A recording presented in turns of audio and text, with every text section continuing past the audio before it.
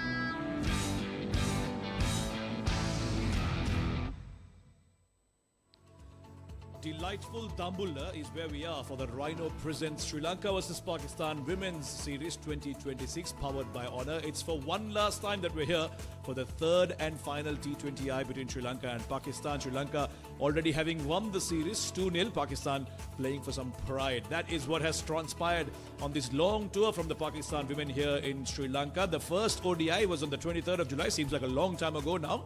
That one, Pakistan winning comfortably by 5 wickets. Remember, that's the only match in which they chased. But after that, in the second and third ODIs, Sri Lanka winning comfortably by 8 wickets, chasing down totals with relative ease. Then the T20s here in Dambulla. Both games, Sri Lanka winning by 6 wickets, chasing down 170 plus scores, winning the series 2-0 already. And here we are on the 4th of August for the third and final T20. This is what happened in the second T20. Pakistan posting 175 after choosing to bat first, which many people were surprised by. Shawal and Muniba at the top of the order, making runs as they did in the first T20 as well. 40s for both of them. And Chamudi, once again, the young spin sensation from Sri Lanka, just 17 years old, picked up a couple of wickets to release that raw flow of runs in the middle. 175 is what they put up Pakistan after a bit of a blitz from Emma and Fatima at the end. And in reply, Sri Lanka once again dominant, comprehensive and commanding with the bat, with Sanjana, the debutant. A very memorable debut for the young 17-year-old again. 46 of 24 for her, alongside a blistering start by Charmari, 40 of 15 for her. And Harshita, as always, being in good touch with the bat. 37 not out, seeing the team through, chasing down 178 with more than 2 overs to spare and winning by 6 wickets. We talked about that debutant, Sanjana Kavindi. She played her first game in that second T20I, but it seemed like she had played many games for Sri Lanka before, from her under-19 transitioning into the national squad. But look at how well she played, batting alongside Rajapaksa. She played beautiful strokes all around the park and took the attack to the bowlers and made herself a very memorable debut. Eventually got out, playing a shot too many, but it was certainly something that she'll remember for a long time to come, being the player of the match in her debut game. Much applause from her teammates as well. 6 fours and 2 sixes in that innings. And she'll be looking forward to being part of this third T20 too. Well, the conversations have been about the surface and how good it has been to bat, but how will it be today? Let's find out from Ali Yunus, who was down there for the pitch report. Very breezy morning here in Dambulla. Temperature around about 28 degrees. That makes it an excellent day for cricket. The series has already been won by Sri Lanka, but Pakistan all do play for in this very important game. The surface, well, it's the same surface that was used in the first game of this series, and runs were scored, plenty of them. And this pitch looks no different. It's very hard, it's very firm. So groundsmen, they've done an excellent job in preparing this pitch, considering we had rain yesterday here in Dambulla. Well, the only worry for the batters is this portion, where there's a little bit of moisture available for the bowlers, and with the new ball, bowlers should be able to extract this moisture. So if I'm the captain if I win the toss as a captain, I'll be tempted to bowl first. Yeah, as expected, the report from Ali Yunus, teams have enjoyed batting second on this track, and that's the advice from Ali Yunus. But what will the teams decide to do? The toss for the third T20, Neil was down there with the two captains. Hello and welcome to the Rangiri Dambulla International Cricket Stadium for the third and the final T20I of the series. Sri Lanka have already won the series, but Pakistan would be looking to play for pride. It's toss time and I have the captains that matter. Chamaria Tapatu leading Sri Lanka, and for Pakistan women's we have Muniba Ali. Michelle Pereira, the match referee. Chamari's got the coin and she's going to flip it. Heads is a call. And Muniba, you won the toss. Congratulations. What's the decision? We will going to bowl first. Bowl first. What is the reason behind it? I mean, just for a change.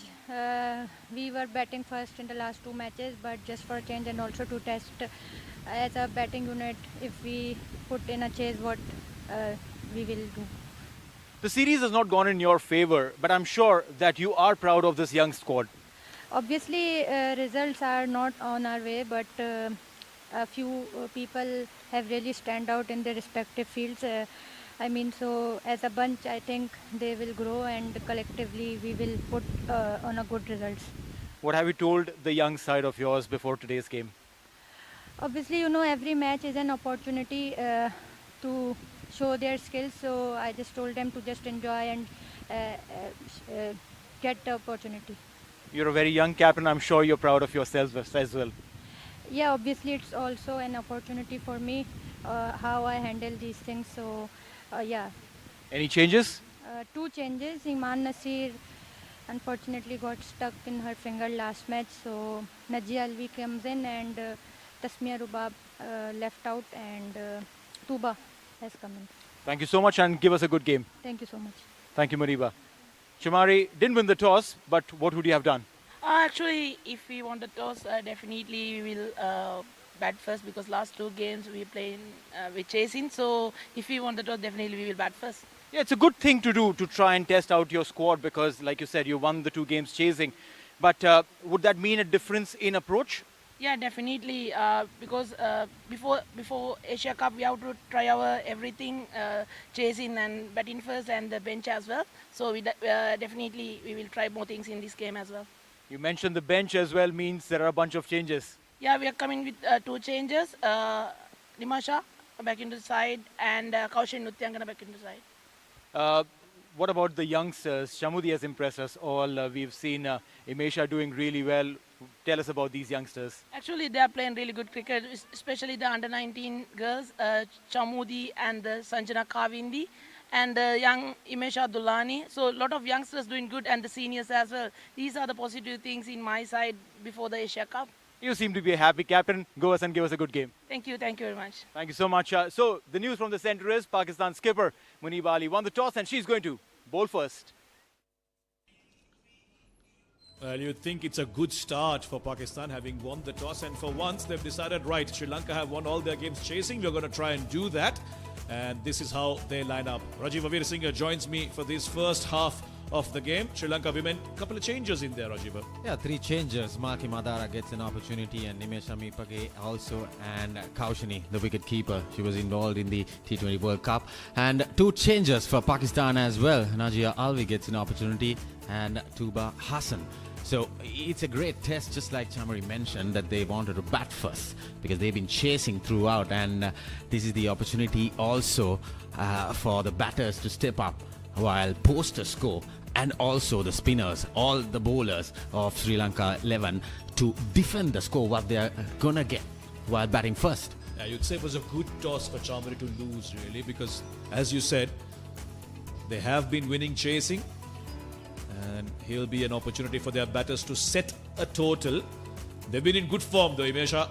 A brilliant century from her in the first T20. 403 runs, a good healthy average of 31 in a T20. Already 100 in just 19 games, and that strike rate once again. Batting alongside Chamari Athapattu, you've got to try and be at least close to what she does in the start. But here's the superstar, the queen of Sri Lankan cricket. 4,000 plus T20 runs, 14 50s and 4 centuries. Distinguished and absolutely brilliant. One of the fiercest strikers of the cricket ball in the women's game. So interesting from Munib Ali, introducing spin into the attack earlier on in the first over. Ume Hani, she's been outstanding throughout this one-day format and also the T20 series here in Sri Lanka. It's a very good economy, but the numbers doesn't show much. She is far more better than the numbers. So spin being introduced earlier on, not offering the ball come on to the bat. That's a great move from Munib Ali.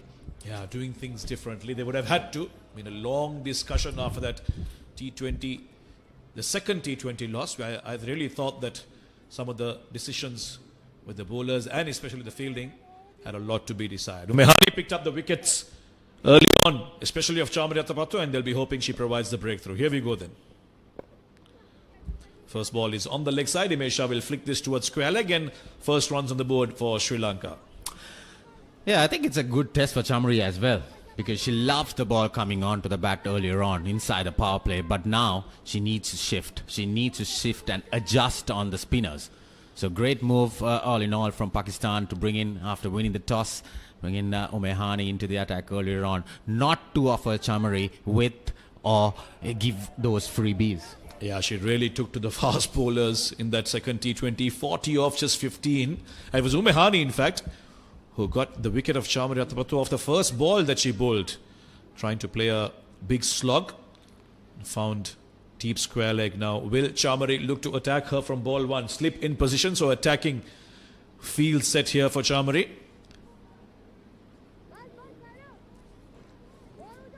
They've got mid-wicket and long on in position. Chamari, of course, very strong on the leg side. Anything straight, she will punish you. Needs to be accurate here, Umehani.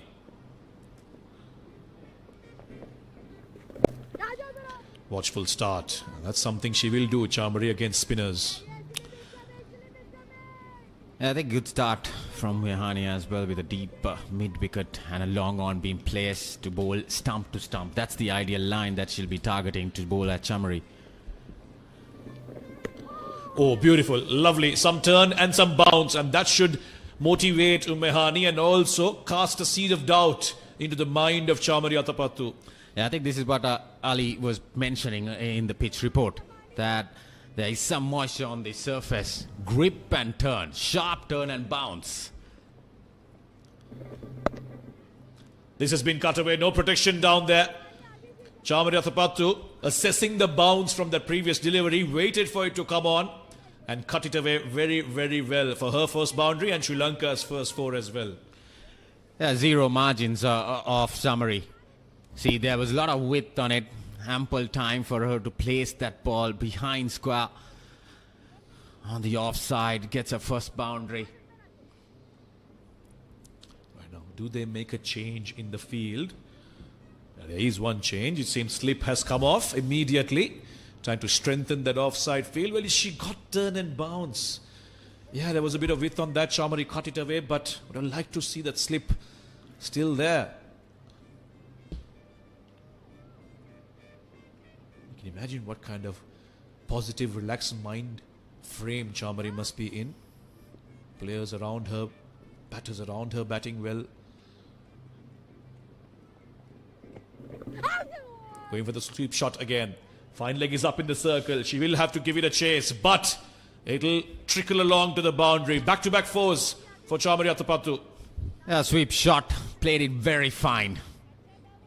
Not the ideal length, not the ideal line for Chamari. There you see some glove, or very fine. And Sri Lanka off to a fly with those two boundaries, I would say. Yeah, well, she strengthened her offside and then bowled a straight one. That's better. Nice and straight. Chamari watchful. She won't mind it. Couple of boundaries and 9 runs off the first over of Ummehani. 9 for none.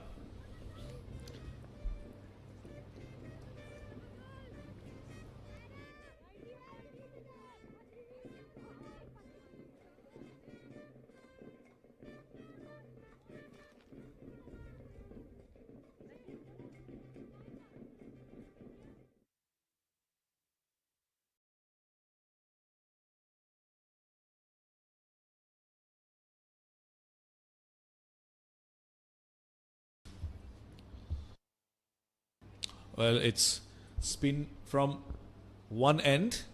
It'll be a bit medium pace from the other. Wahida Akhtar hasn't had the best of times so far. Chamari has really put her away. But here she is, opening the bowling once again. Starts off with one wide outside off. Wide enough for the umpire to call it a wide. Yeah, not the ideal start for Wahida Akhtar, but one thing, Samir, now 170 odd has been the score where teams batting first. You can see that wide has been posted as batting first. So Sri Lanka will have to top that. Sri Lanka will have to go beyond that to defend.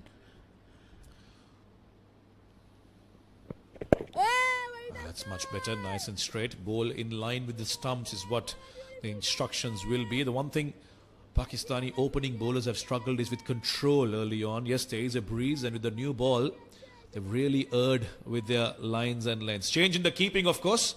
Muniba Ali was the one who was keeping in the first two T20s, but now Najiha Alawi, the more regular keeper, she's back in the team today. Himesha was very impressive in the first T20, played some very good shots. Yeah, given the opportunity in this T20 format, Nadia Albi was the wicket keeper for Pakistan in the ODIs, mind you. She's playing her first T20 in the series so far. So both teams going with changes, Samir. I think it's a very good opportunity for the young cricketers as well. Bit of width, cut away, past the fielder.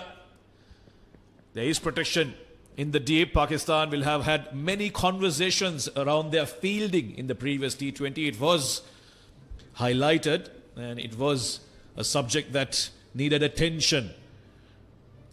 I'm sure Wahab Riaz and team must have given them a lot to learn from. And they'll need a better effort today if they are to make an impact in this game. Especially in T20 white ball cricket, fielding is very, very crucial, and it's very important to hold on to those catches and save those boundaries, maybe run outs. So those are very critical when it comes to white ball cricket. So back offside field, but no protection in the ropes for Chamari. Both fielders on the leg side are deep square again, long on. Yeah, she'll respect the good balls. That's for sure. Wahida Akhtar so far so good. Just that one wide, but otherwise she's been pretty accurate. And I think that's what you need on a track like this. You won't find too much as a fast bowler, but you've got to be disciplined, got to be patient. Keep it up there, hit the right lines, and eventually you will be rewarded. And the best chance of picking up a wicket is early on inside the power play.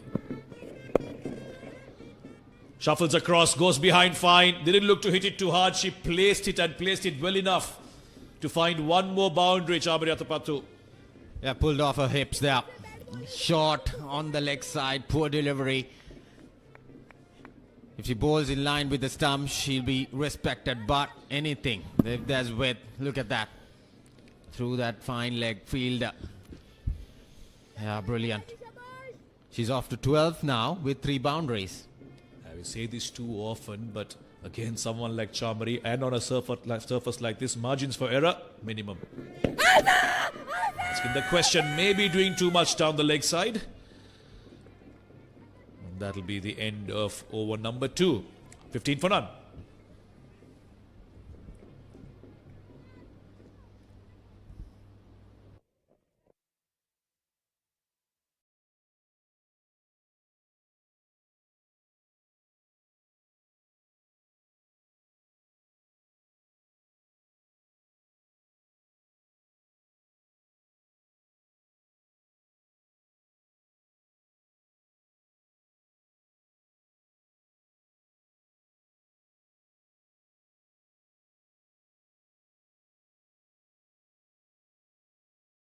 Umehani gave away a couple of boundaries in her first over. She'll bowl a second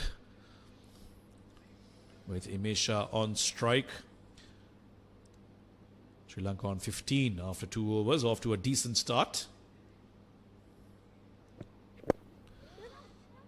Bit of flight.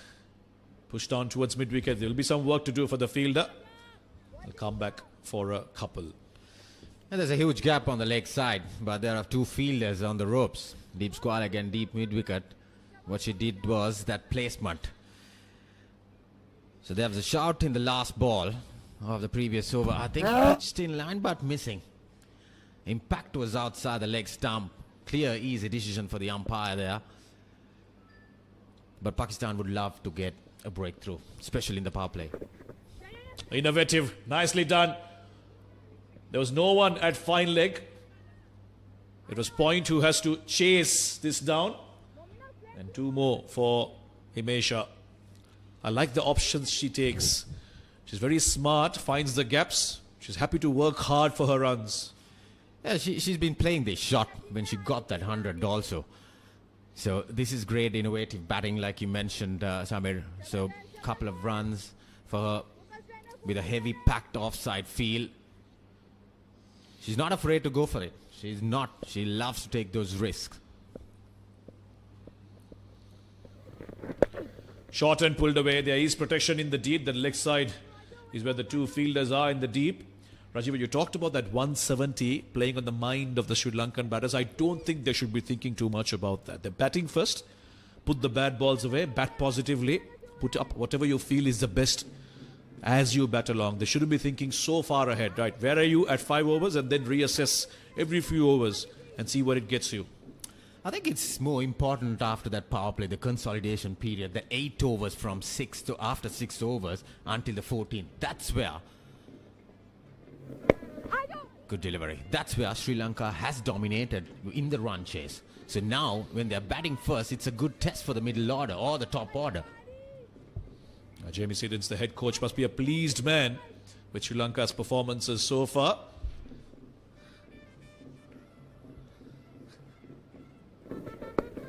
Thought about coming down the track, but Umehani pulled the length back. You're right, it's that phase after the power play where both teams, in fact Pakistan more so, have struggled in continuing the momentum of the power play. Sri Lanka's batters have been very positive, and it also was because they knew what they were chasing, so they could assess where they needed to be, how they needed to go about. But setting a total is a different challenge.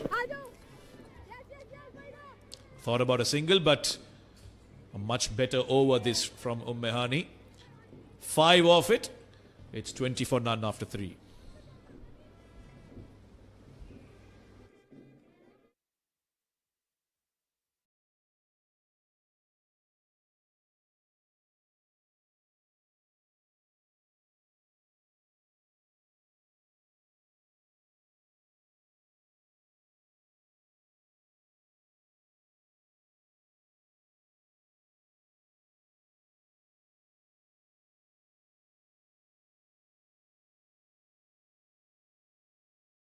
Not the same kind of start they had Sri Lanka in the second T20, but still haven't lost a wicket. Being watchful, these two. To Pakistan's credit, they haven't bowled too many bad deliveries as well. Wahida Akhtar gets her second over. Nicely driven, but straight to the fielder. Himesha, I'll tell you what, the shots she plays looks brilliant.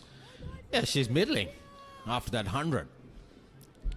Got the opportunity the previous game, didn't conquer much, but it's another opportunity for Himesha. There you see, that was right off the middle.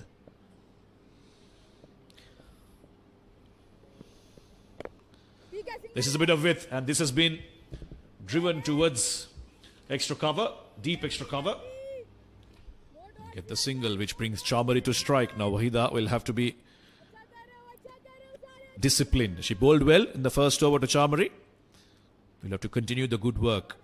I think Pakistan going into the plans, bowling to the field setup, what they have been targeting to restrict Sri Lanka as much as they can inside the power play.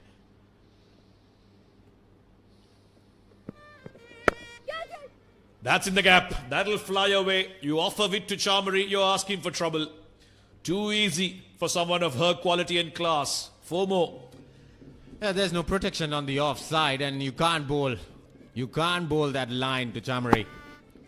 It was played uppishly into that gap, but there's no protection. For a moment, I thought they were bowling into the plan, because the plan was to bowl onto the stumps for Chamari with a long on and deep square leg. That's a poor execution.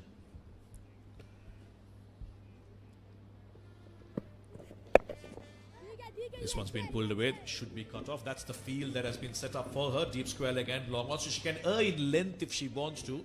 But the line needs to be accurate. It has to be in line with the stumps.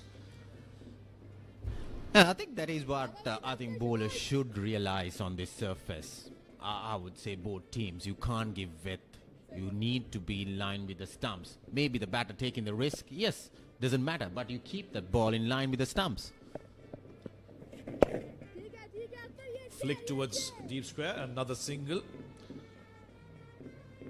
Yeah, it hasn't been a very big start this from Sri Lanka. But they won't mind as long as they have wickets in hand. They've got batters in form to come. These two certainly capable of upping the scoring rate. We've seen fireworks from both of them.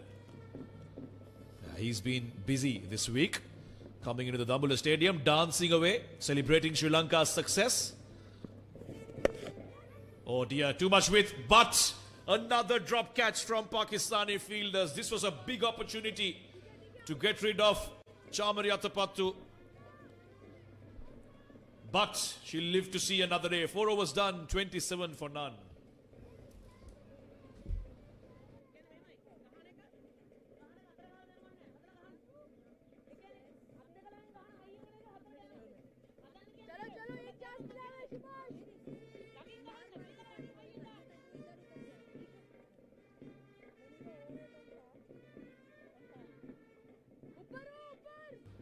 Great to see some numbers coming in.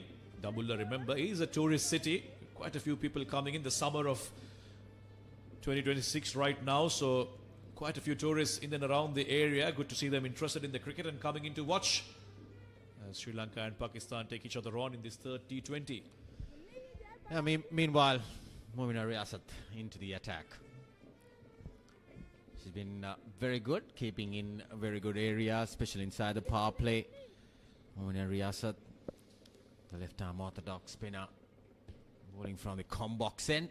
Pakistan making the first change in their bowling lineup. That could be an interesting shout, but may have seemed that Himesha got her foot outside the off-stump. Yeah, interesting sound, interesting appeal there. Pitched in line. Oh, could have been very close, I'll tell you what. That's a good shout.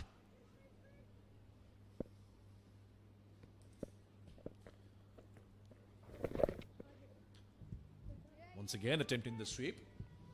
Won't find the gap. Mahinda Riyasat. Yeah, I thought she was impressive in that previous T20. Bowled good lines. As we see spectators coming in to watch this third T20. Sri Lanka doing well, so lots of interest among the public here. And Dambulla, as you know, always turns up in their numbers. They do love their cricket here. Down the track, Himesha goes over mid-on, and it trickles away to the boundary once again. Lovely shot. Good feet usement from Himesha. There you see, even the mascot loves it. A tossed up delivery coming down the track and lifting it over the mid-on field. A couple of bounces, enough timing for the ball to run away on this ground. It's very, very quick outfield. This is big. This is one bounce into the fence. Himesha seems to want to unleash now, taking a liking to Mominah Riasad's bowling. It was a quiet start from Sri Lanka, but right now they're stepping up. See, once again going for the slog sweep into that gap. One bounce for back-to-back boundary for Himesha. They're trying to step that gear, the acceleration, because there's only approximately 8 balls remaining in the power play. It was a quiet start so far, but despite the boundaries, picking up that run rate. It's prompted a change in the field now. They did drop long on down after that first boundary, but now it seems like they're chasing the ball. Mid-wicket has been pushed back and long on comes up. Oh, not too far from the bowler.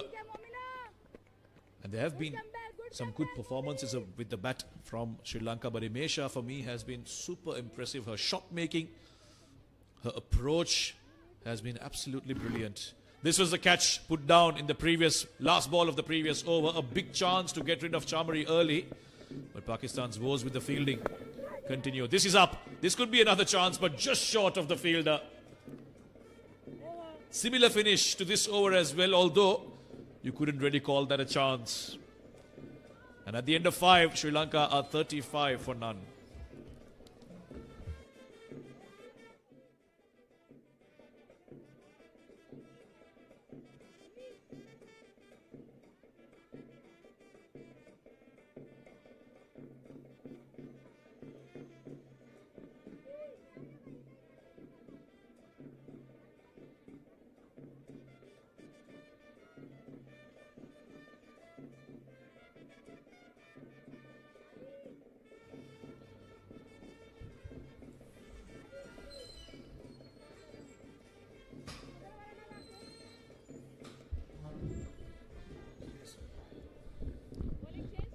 $35 for none after 5. Pakistan earlier today won the toss, elected to bowl first. A chance there in that last delivery of that previous over. How close was that?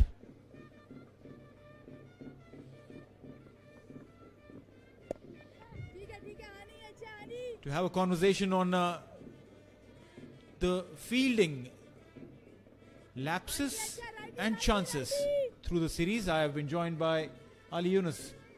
Good morning, Ali. A very good morning to you too, Neil. A pretty disappointment as far as Pakistan's fielding is concerned. One catch already down, and that too of Chamari Atapattu. Shawal Zulfikar dropping her at third, short third. And if you keep on giving opportunities to players like Chamari, then you're way behind in the game anyways. And gone! Foxed her, invited her to use the feet and come down the track. And Omehani strikes. She's been a star with the ball, with the field, and today strikes and draws early blood. Yeah, undoubtedly, she has been the best player for Pakistan. You want her as a fielder, she'll deliver.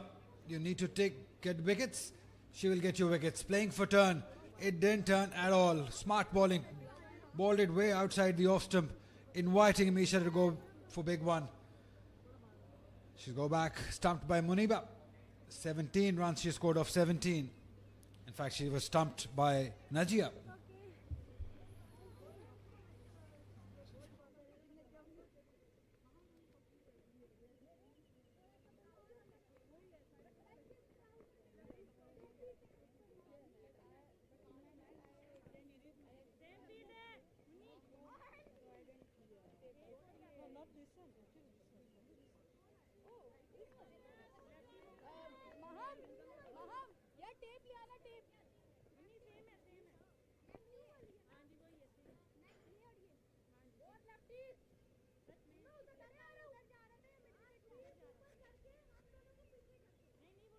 वो ठीक है SVEEP ठीक है coming right arm over 4 balls left मैं middle इस line Omehani, she has delivered. She'd want to maintain that pressure now. Once you've taken a wicket early on. Sanjana had a fantastic debut game. 46 she got out on. Playing a second game. Yeah, this is good from Umehani. Change of ends for her. Change of luck also. Got the wicket of inform Imisha Dulani. Pakistan trying different approach this time, winning the toss and bowling first. They could have done that in the previous one, knowing Sri Lanka are such a good chasers. Swept and runs for Sanjana in the face of a boundary. She's been absolutely fluid. Yesterday the way she batted, even today she's continuing that form. Yeah, very confident she is. For a 17-year-old coming out, facing your second delivery, you get a delivery in your zone and you go after it. Great execution of this sweep shot by Sanjana. We've been talking about it. Sri Lankan future looks really, really bright.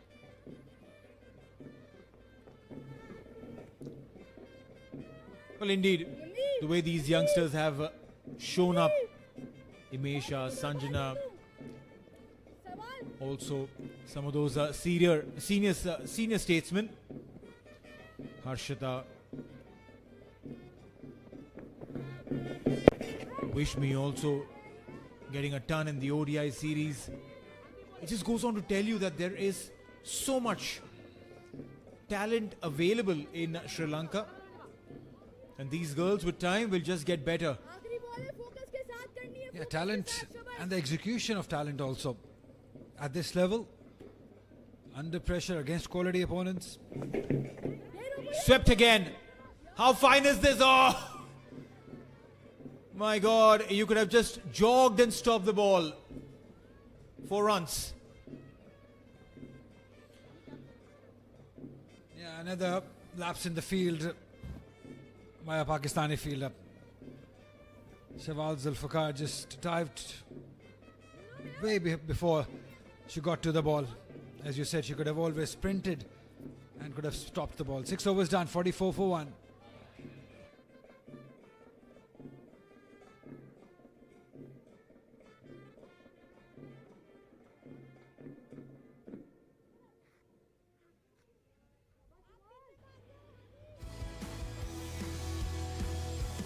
Alright, so this is how the power play has been. Omehani opening the bowling attack.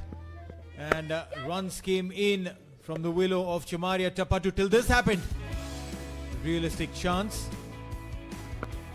Imesha also showing her skills till she was stumped.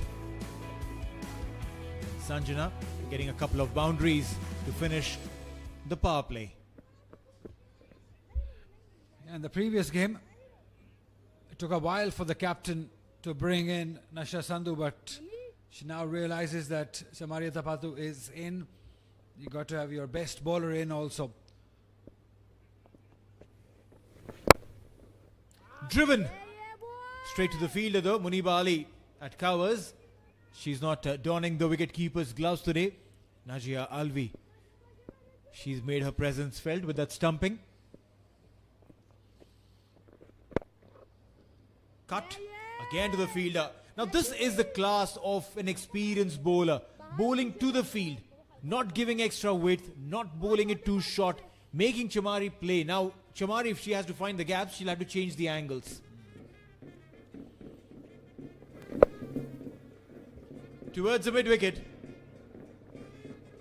And again, straight to the fielder. Yeah, as long as Chamari stays in, there will always be threat of scoring big by Sri Lanka. She's had a quiet start. 18 ball 19. We expect Chamari to score those big runs early on, especially in the power play. She can be really, really devastating, but hey, she's taking her time. She's understanding it may not be the surface that she's used to it. Remember, she's batted second in the previous 2 games. That has helped that stroke making for Chamaria Tapatu. This is a new thing for her to be batting first in this series, setting a target. That will be interesting for both Sri Lanka and Pakistan also. This is the same surface that was used in the first game. There's a bit of grass on it, but that is just to hold that surface together. It's nice and firm, but just that we had a little shower yesterday, so that probably is the reason that there is a little bit of moisture underneath. That's why you see that approach, very cautious approach by Chamari Athapathu. She's just waiting for the time, the surface to dry up a little. Well, indeed. It's important to play according to the surface. A single to end the over. Meanwhile, 7 gone. It's 48 for 1.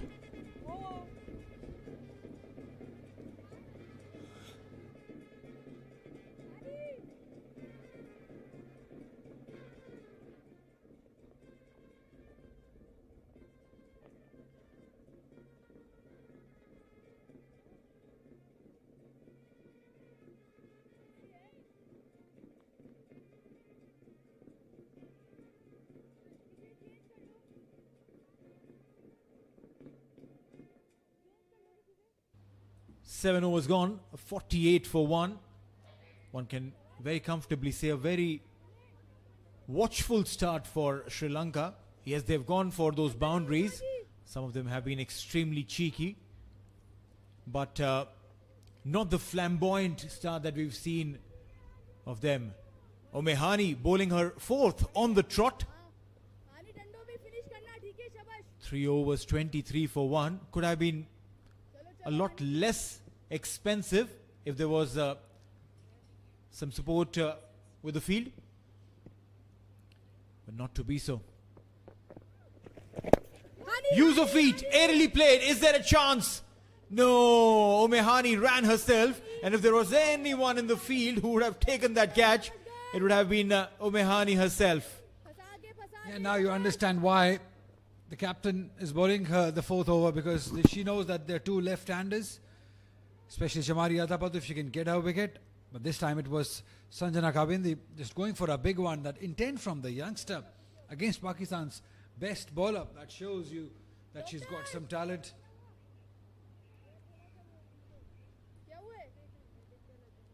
It's not 100%. It seems like she's got that taping on her wrist also. Omehani, physio running in to do a bit of repair work. Yeah, the tapes come off.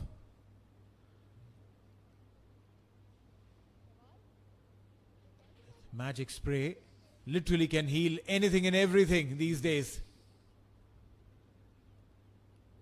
Such a wonderful time to be an athlete. From medical science point of view, your injuries can be understood much earlier, treatment given to help you heal quicker. All these tapes that we see these days, they support your muscles in such a way that prevents further injury while you're still playing, even if there's a little bit of a niggle. Yeah, I always wonder, Neil, if the cricketers from previous eras had these many injuries that cricketers nowadays have. I think cricketers, because they play so much cricket, they play all 3 formats, there's not much rest in between. So yes, you're absolutely right. Yes, you're bound to have more injuries, and the medical science has evolved definitely. Well, yeah, the volume of cricket definitely has increased, and we are not complaining. Definitely. Why would we?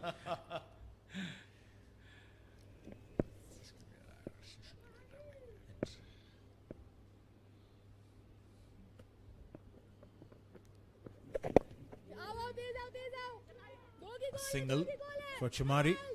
Chamari knows it. She absolutely knows it that Captain Muniba is bowling Hani's 4th over for a reason. She wants to get her wicket. So there is no need to be ultra aggressive. She can always catch up with her strike rate. In fact, she can go way beyond that. 50 for Pakistan in 7.2. For Sri Lanka, I beg your pardon. They're dealing in singles. And now this is exactly what a senior partner does to a young one. Goes on to tell her that, listen, don't try and be overtly aggressive. See her through. And I reckon Chamari has been communicating that to Sanjana.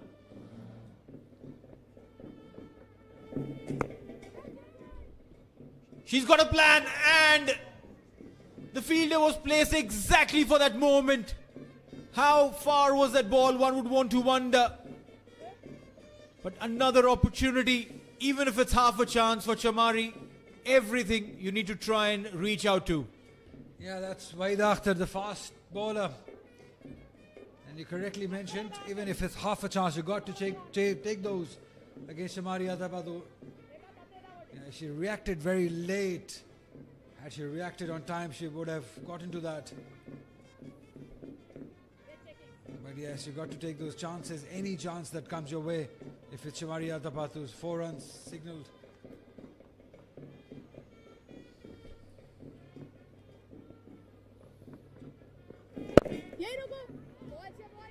You got a boundary in the over. Now you can just push and nudge and finish the over. One more delivery to go. He's happy, and why not?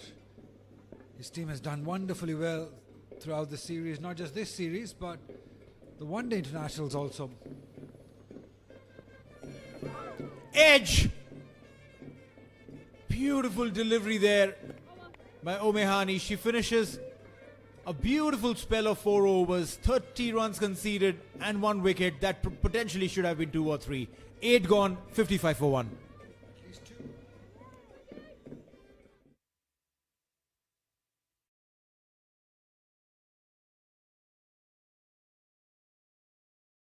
After being invited to bat first, Sri Lanka did lose an early wicket in the face of Himesha. Beautiful stumping by Najia on a very foxy delivery by Omehani. Chamari and Sanjana now trying to consolidate. 55 for 1 after 8.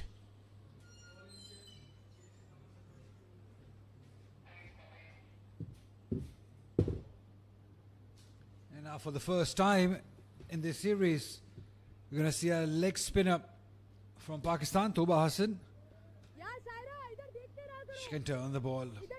She's got a bit of experience also. Still remember her taking, her best bowling is 3 for 8, but she took a 5-er against Sri Lanka in Pakistan, but that was ODI format. Still remember that bowling effort from her. Economy also very impressive, 6.39. So she's got a job, in fact couple of jobs, Neil. A, to break the partnership, and not to let this partnership grow and give some runs, easy runs. She needs some good support from the field as well.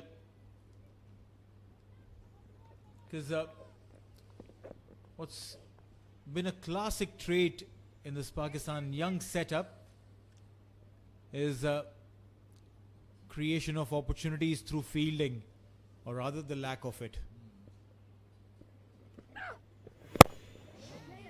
Good looking shot there.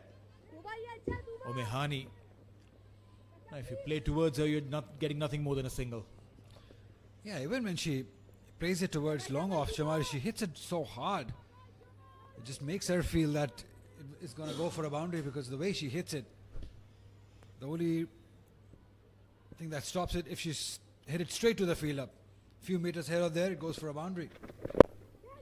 Use of feet. But unable to pierce the field. Tuba has been impressive so far. Yeah, she will be. On a pitch that has a little bit of turns, some assistance for her, with a bit of experience behind her. And bowling to 2 left-handers. Tossed up. And again a little fumble in the field enables Sri Lanka to quickly cross over for a single. It's been tough. It's been really tough for the Pakistan fielders. I wonder why. The conditions are beautiful. It's not that hot even. It's windy. There's a chill in the air. But Pakistan fielders have found it really tough. And now another one down.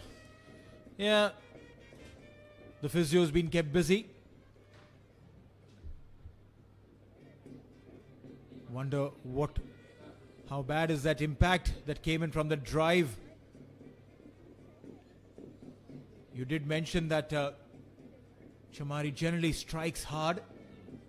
So if you're trying to get behind the line of the ball, and if it doesn't really get into your palm, hits your fingers, you will take a beating. At that drive, expansive. Oh, the taping went flying off a finger. Yeah, it's the fast bowler fielding at covers, Zaida Akhtar. Yeah, she strikes it so hard. You see, fielding, it's all about having a big heart in the field. You want to do it, you want to be involved. If you're half-hearted as a fielder, in the case here, she's going off. It was hit so hard, and Pakistan will probably be one bowler short if she doesn't come back. Yeah, that's not good news. As long as the physio is able to take care of her, they'll assess the amount of damage on that hand, and then probably see if Waida can come in maybe at a couple of overs later. Meanwhile, Tuba, 4 singles so far. Aerially played. Is there an opportunity there? No, lands right between the 3 fielders, converging. Sanjana hasn't been able to time these shots perfectly. She's been using her feet. She's trying to swing the bat hard, but to no effect. And I think Jamari has been giving us some tips. Calm down, Sanjana, calm down. Yeah, it's mainly because Pakistan are giving no pace to her. They're bowling it slow. This one was a quicker one. It's been pulled, but straight to the fielder. 6 singles off Tuba's first over. 9 overs done, 61 for 1. Sri Lanka.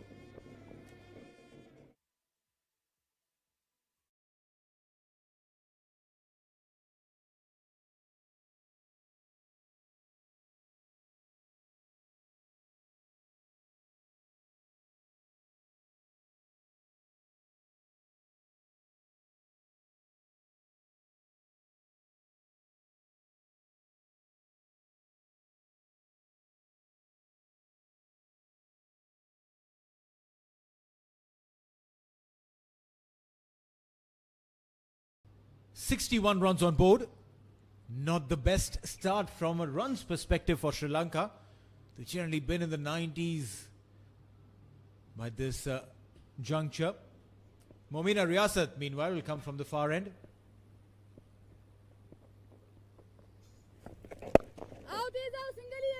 Runs. They're dealing in singles so far, Sri Lanka. And you're right.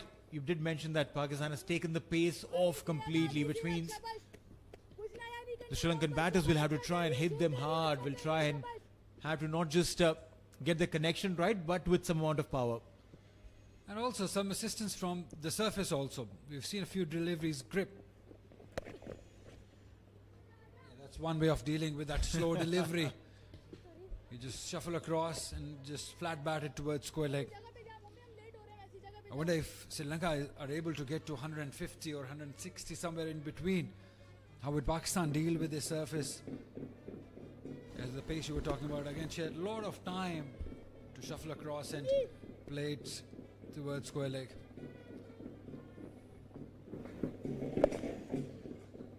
Coming across the line.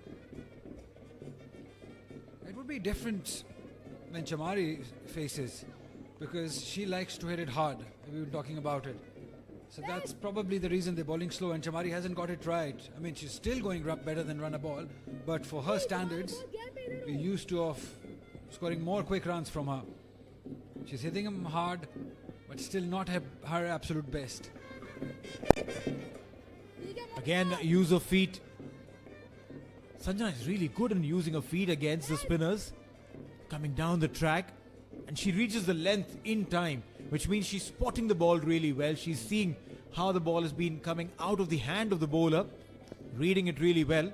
And I reckon it will have to be Sanjana to take the chance to try and go aggressive, while Chamari plays the sheet anchor's role.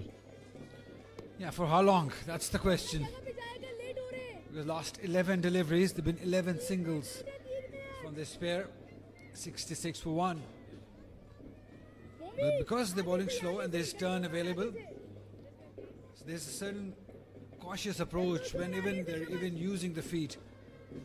They're playing it towards the long on, long off area. Again, going down, way down. 10 overs done. 66 for 1, Sri Lanka.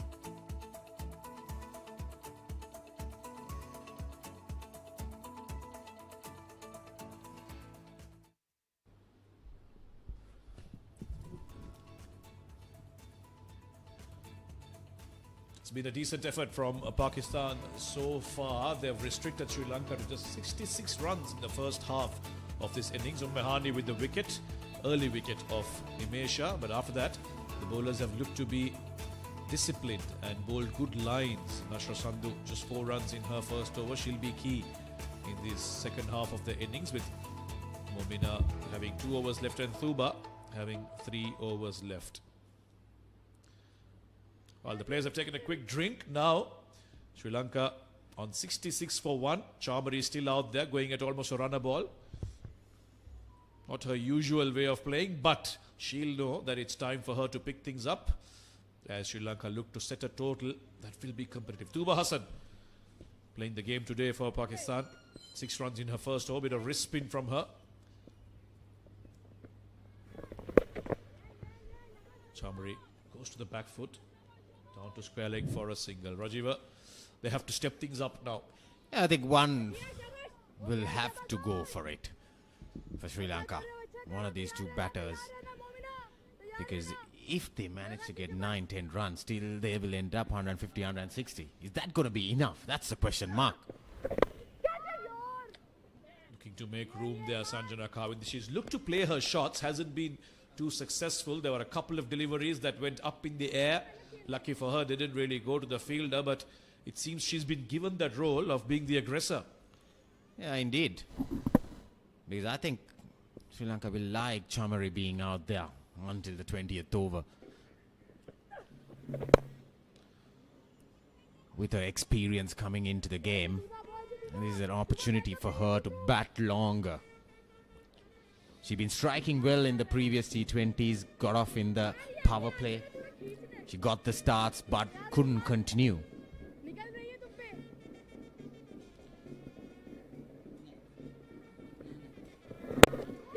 This time Sanjana Kawindi down the track and once again just short of the fielder. She's trying very hard to really take the game to the bowler, find boundaries, but just not connecting well enough. Yes, indeed. I mean, it's a miscued shot. She's definitely trying for it. Maybe she's been given the green lights to go after the bowling, with Chamari trying to consolidate. Short again from Tuba. Chamari unable to get that in the gap. There is protection in the deep. Just another single. So far so good from Tuba. Going at a runner ball. There's two left-handers out there. Wrist spinner bowling into the left-handers. Looking to make a quick adjustment. She looked to go make room for herself, but immediately got in line with the ball and pushed it out to long on for another single. So 6 more from that over. 11 done. It's 72 for 1.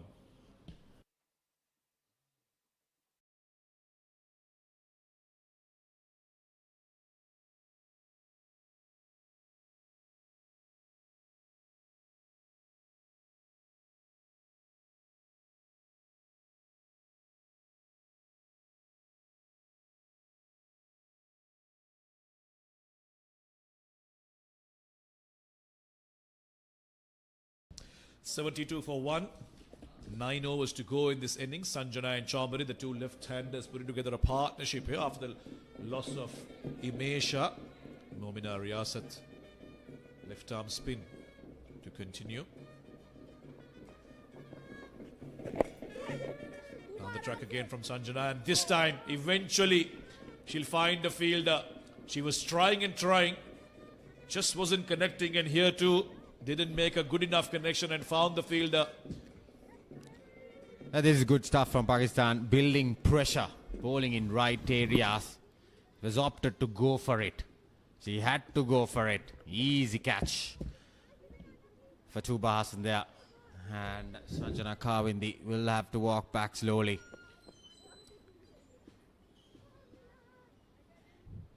She got 20 off 18. Sri Lanka losing the second wicket on 72.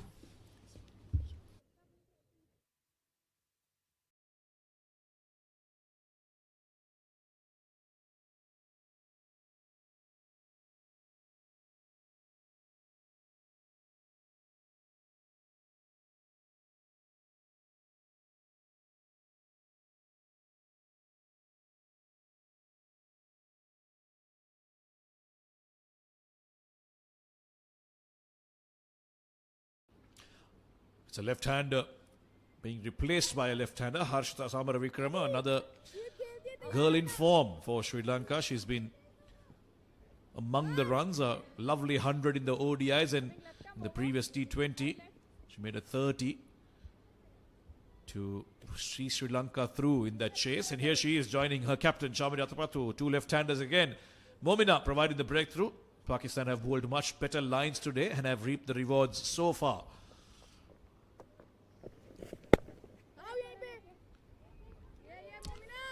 Yeah, indeed, they have bowled very good lines. See that pressure shot coming in from Sanjana Kawindi. It was a tossed up delivery, coming down the track, hitting the bottom of it, and easy as you like for Tuba.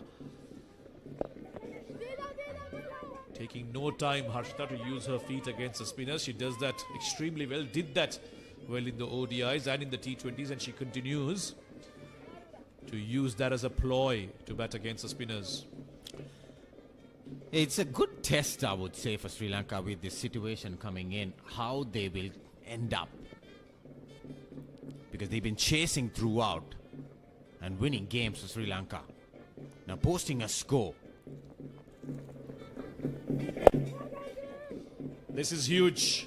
And it's straight to the fielder. Chamari, a very similar dismissal for her from the second T20I, going for the sweep and finding the square leg fielder. Big wicket for Pakistan. That's what the pressure they have caused the bowlers, especially Momina, picking up a second wicket in third over. Yeah, Chamari got out in the previous game also in a similar fashion, but here hitting the bottom of it. Another very good catch at deep square leg. She's delighted. She's very happy. Momina Riyasat picking up a second wicket in the over. Chamari Walks back slowly. She goes for 34. Sri Lanka losing the third wicket on 73. Righty, righty.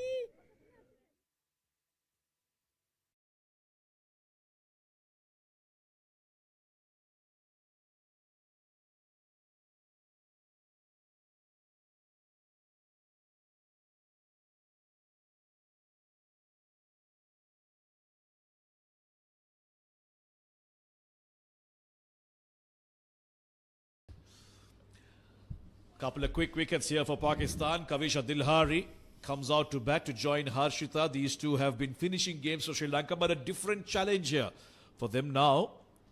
It's about setting up a competitive total, a good total on what has been a good track to chase things down. But what an inspiring spell this from Mahinda Riyasat. A couple of wickets, getting rid of two set batters. And now she gets to bowl to a new batter and an opportunity for Pakistan to squeeze even further. Immediately using her feet, looking to get off the mark, but a brilliant bit of fielding. Now that's what they need, Pakistan. Yeah, that's the once energy. again. That's the energy.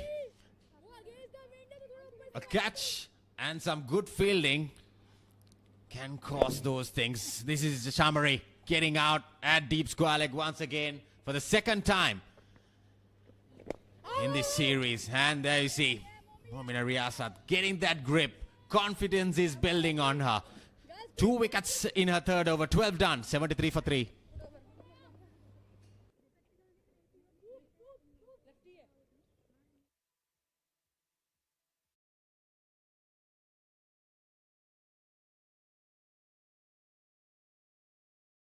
Starts for the top order for Sri Lanka. Unfortunately, none of them going on to get a big score. Now it's about rebuilding. Unfortunately, they don't have too much time left in this innings. Just 8 overs as Harshita and Kavisha look to continue getting runs, but also trying to pick up the pace.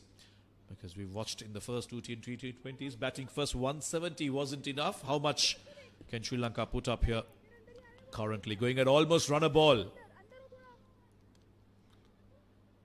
It's going to be a huge task for these two batters to reset and then accelerate also. Because 8 overs, even if they get 10 runs and over, they will end up at 150. Is that going to be enough? Harshita brings out the sweep immediately against Tuba. Bit of work in the field. Pakistan have been much better today. Lots of questions about their fielding in the second T20, but there seems to be a marked improvement today. They've done very good today. Despite those lapses in the previous game, they've held on to those catches. That is more important. Not giving an opportunity to the batters once again. Because those drop catches really affected them in that run chase of Sri Lanka to defend the score. For the first time during Sri Lanka's batting innings, Pakistan's bowlers seem to be doing well in these middle overs. Yes, in the power play, Sri Lanka have always been good. But in these middle overs is where they found runs quite easily. But today, the spinners have been asking the right questions, making it challenging for the batters to get runs. Oh, brilliant delivery. What a good delivery. With a turn for Tuba. Yeah, really surprising that for Kavisha Dilhari. Look at that, pitched in line on the leg stump. Yes, the height factor. But good shout. Very good delivery from Tuba. Kavisha, the batter, would have seen that. One way to counter that turn is to play a sweep shot. Again, good bit of fielding in the deep. They'll come back for the 2. Kavisha will be looking at that and saying, right, maybe we don't need a 170 here. There's a bit of grip, there's a bit of turn. And maybe 150 might just be enough. I agree with you. There's a lot of turn. But with the day goes by, it gets better to bat. That's another test for the spinners of Sri Lanka. Whatever the score that the batters make, you'll have to defend. But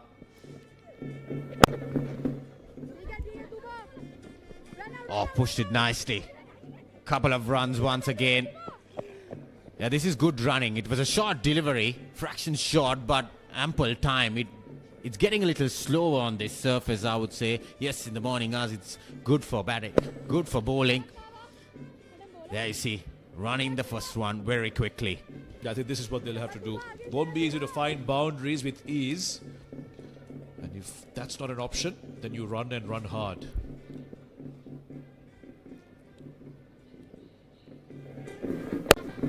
Shot again, but can't capitalize. Well, she'd been keeping in the previous first two T20s, but now the skipper is at long on. Some visuals that the Hambantota lake out here next to our ground. That's where the breeze comes in. The comfort zone for the players out in the middle. Some lovely pictures from the drone. Not in complete control of that shot, but lucky enough that it was away from the fielder. Kavisha picks up a single to end the over. 6 off it once again. 13 done, 79 for 3.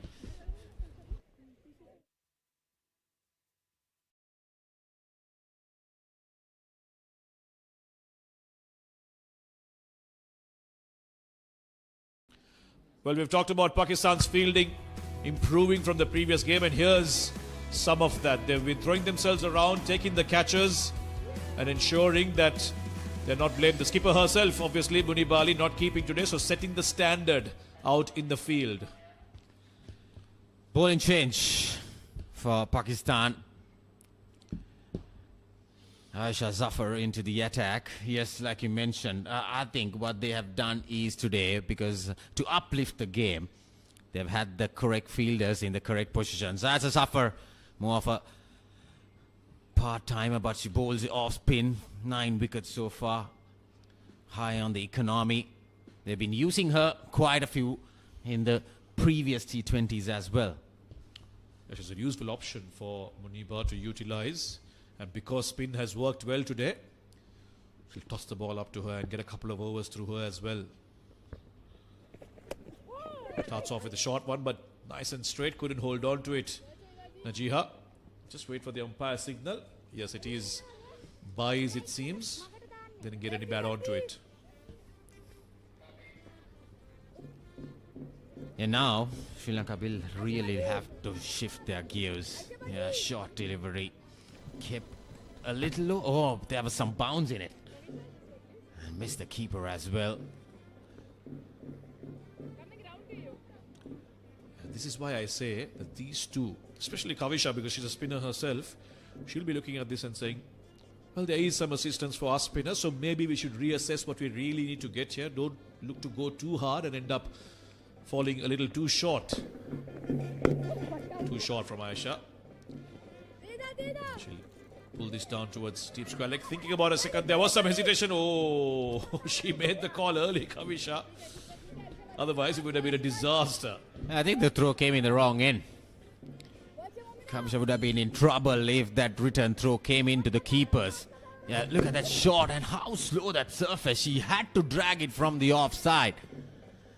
And there you see, the wrong end. But all in all, no harm done for Sri Lanka yet.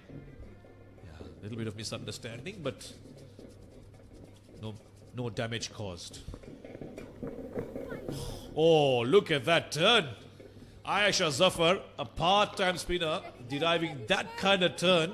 Well, that's a story to tell. Yeah, she may be part-time bowler, but look at that. Sharp turn and bounce. Ooh. Whoa. Yes, like you mentioned, that will interest the spinners of Sri Lanka as well. But Samir, they need runs on board. Oh, lovely. Runs on board, they say. Cut away nicely through that gap. Gets her first boundary, Kavisha. Yeah, they've got to capitalize on the loose deliveries. This one was short and wide. She has been bowling short, but this one had enough width on it. Didn't turn as much. And Kavisha's a busy cricketer. She finds those angles. She's fine. She finds those gaps. This time it's between point and third. Much needed boundary, but they need more of these. Yeah, definitely they need a boundary every over from now onwards. Down the track this time.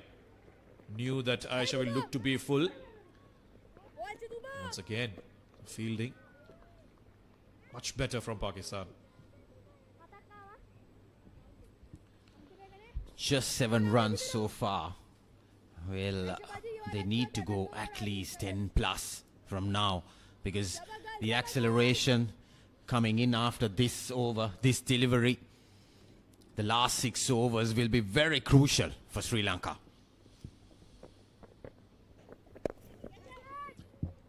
Oh, that's another one. Harshita Samaravikrama also looking for a boundary, can only go as far as the cover fielder. Another catch taken, another wicket down for Sri Lanka. Pakistani spinners have been brilliant today. Yeah, great stuff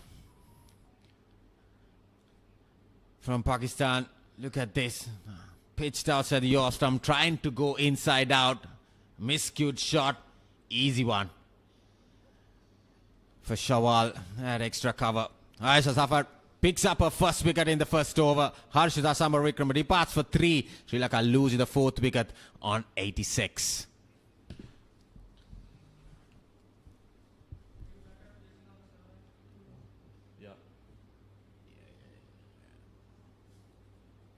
My favorite batter is gone now.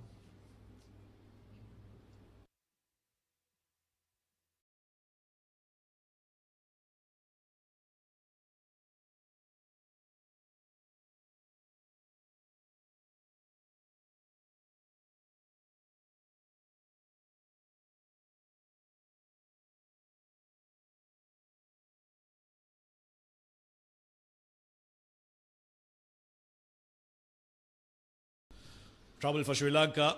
They lost 4 wickets now for just 86. 6 overs to go in this innings. They're looking to set a total, and at this rate, it seems 150 also looks a distance now. Hasini Pereira is the new batter in. Another left-hander. Hasn't been batting too much in the last couple of games because batters above her have finished games off. But here's an opportunity for her to try and not just get runs, but get them at a brisk pace. So Thoba will bowl her last over, but not the wickets column. She has been outstanding. She is very good. Yeah, good lines. She's kept it very tight as we watch another Pakistani fielder throw herself around. Can't prevent the single, but again, good effort. Yeah, that's the momentum. But take a look at this. The 4th wicket, Harshita trying to go inside out. Miscued shot. Easy dolly for Shawal. Had extra cover. So Sri Lanka, after that start, losing wickets in regular intervals. Samir, the partnerships are not coming in. Well, they've come to see Sri Lanka do well, these girls. And a few more people than there were in the first 2 T20s. I'll be hoping for a fight here from both teams. A close game is what we all want.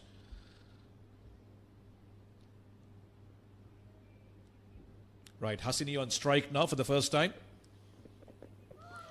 Oh, beaten for the turn. 2 bites, extracting some serious turn and bounce from this track. Like I mentioned, Samir, she has not picked up wickets, but she has bowled very good areas. Spun the ball sharply. But bowling in line with the stumps really, really did well today. Toba coming into this game.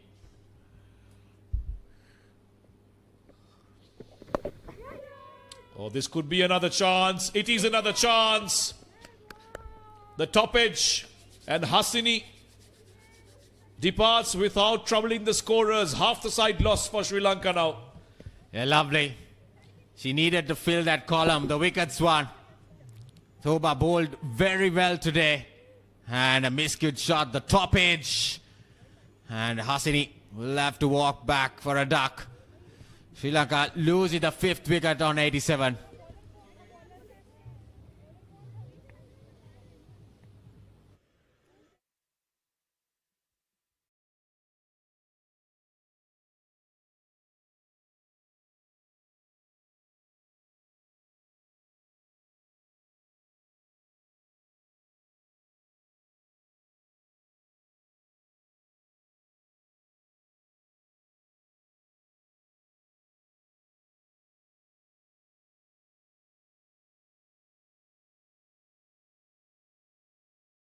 Trying to keep his spirits high, the Lion, still moving about, but he knows inside of him that Sri Lanka are in a very difficult position right now. As another new batter walks out.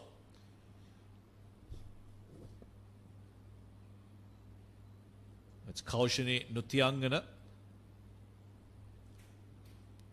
wicket keeper, who's been brought into this game. Samir, one thing, both teams scoring runs on the sweep shot throughout this series, but sweep shot has been troubleshoot for the batters. There has been a lot of miscued shots, ball going up in the air, because it's the surface. It's the surface that grips and bounds and turns. Yeah, you're right. The sweep shot sometimes can be your biggest release and also your biggest weakness, depending on how the surface is. You're right, there's bounce today, so it's found the top edge more often. Watchfully hit towards the leg side, a single to end what has been a brilliant spell from Tuba Hassan. 20 runs and just 1 wicket, but superb contribution from her in this game. 15 done, Sri Lanka are 88 for 5.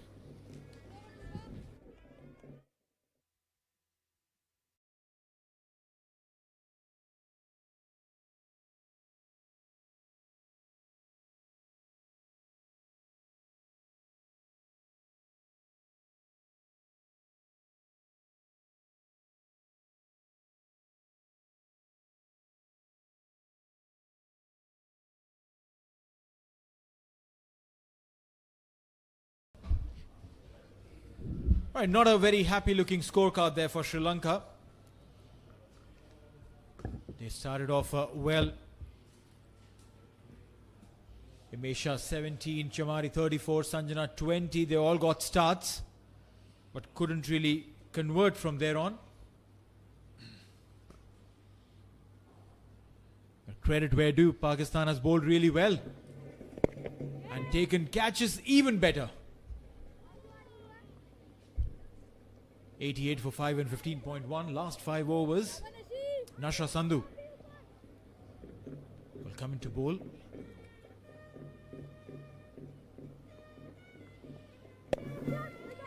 Again, aerially played. But this time, Kaushini will be a little lucky. It'll go anywhere. A single added to the total. Yeah, Pakistan has done really well. Yeah, as you said, they bowled well. And the planning also, I believe, captaincy has been spot on. We've got some spectators here watching these quality sides up against each other's. So the planning has been brilliant from the management. The plan that they've given to the captain. See, they're bowling at in one area towards the offside and they got that area covered. I think that has been the reason they've asked the batters to do something different.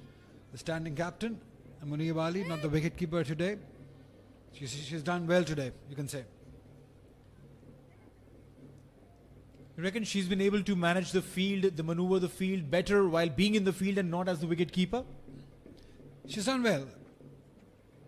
I think the surface also suited Pakistan's bowling.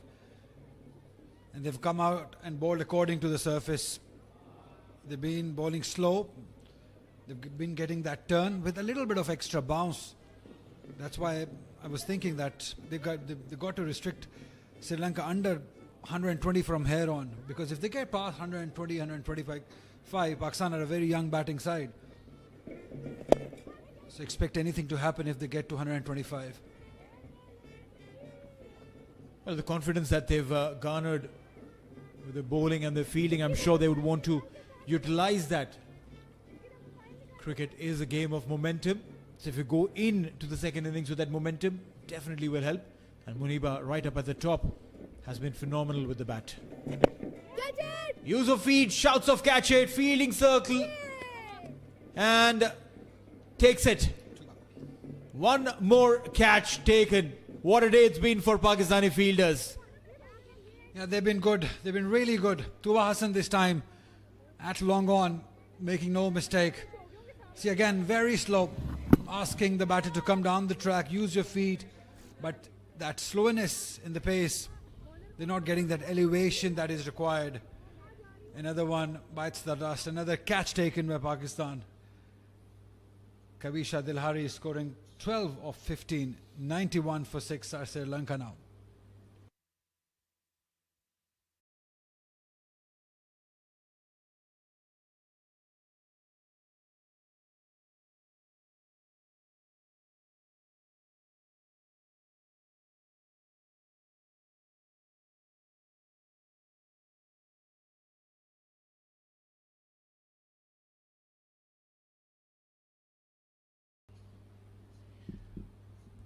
Oh, look at that combined flag there. Just tells you the series that's going on.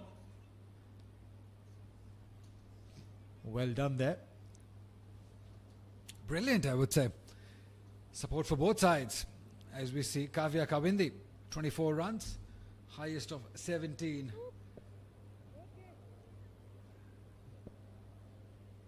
That's why I've just loved being here in Sri Lanka. It's been, what, 2 weeks now almost, Neil? People have been very loving. More runs. Wherever we go, I mean, just love the way they've welcomed us. Before coming here, we were in Hambantota, loved it there. Even here in Dambulla. Everyone, they've got a smile on their face. Well, indeed, the hospitality is phenomenal, and the nature of every single individual. Very welcoming, very loving. Beautiful country this, Sri Lanka. Almost makes us feel home away from home. Absolutely. Just loved it. And the weather on top of it. It's been very cloudy since morning. Since yesterday, it's been brilliant. We had a walk around the town yesterday. Went around a few shops for shopping. It was good.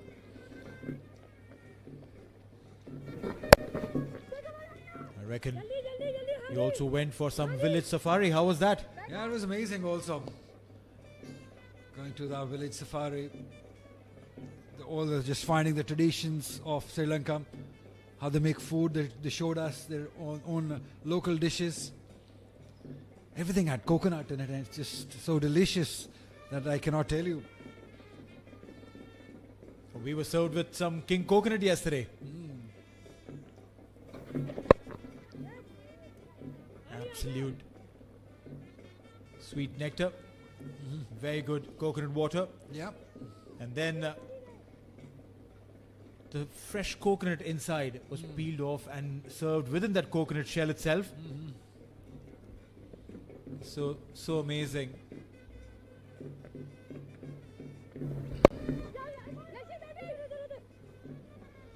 Oh, chance there.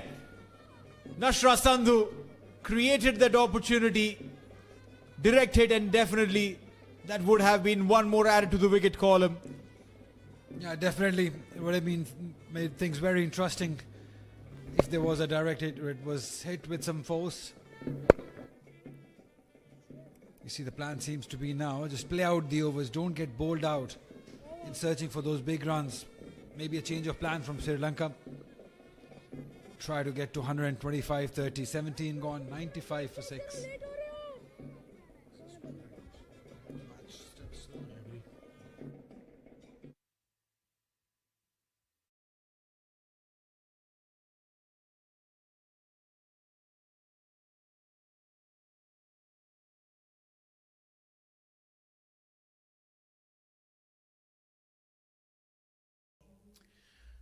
The mascot there, he's happy, he's elated, always is, irrespective of how his team is performing.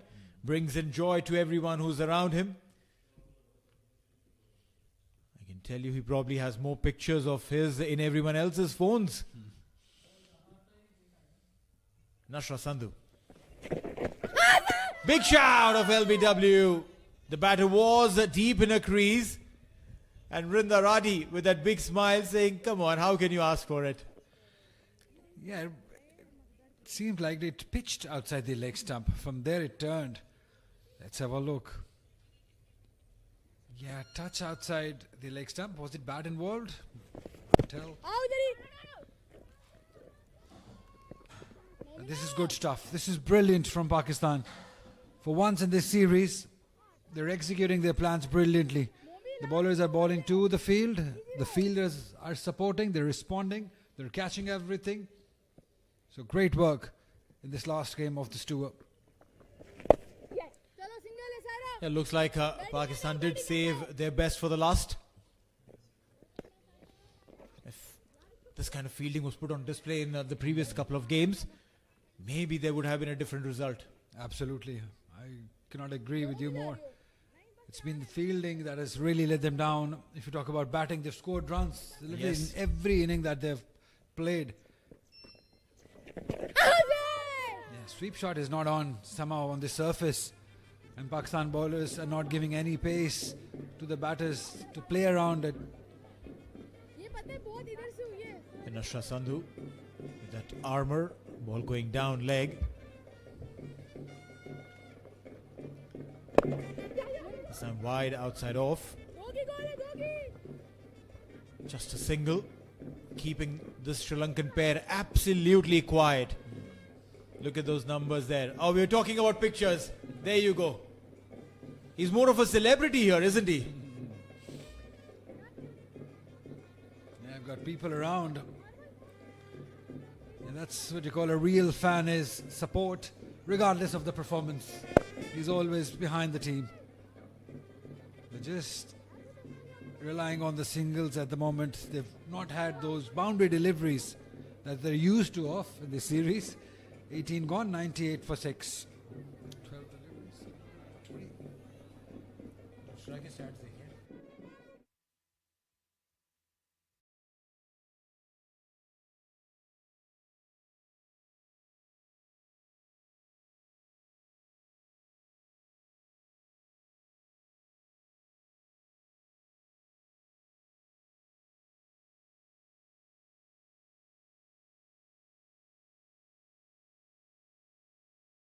All right, so the bowling card there for Pakistan. Momina, 2 wickets, just 18 runs, that economy of 4.5.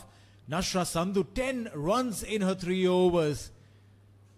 Now this is some of those numbers that they would be very, very pleased with. Yeah, to me, the pick of the bowler again has been Momina Riyasat. 2 for 18. She picked up those 2 important wickets in 1 over.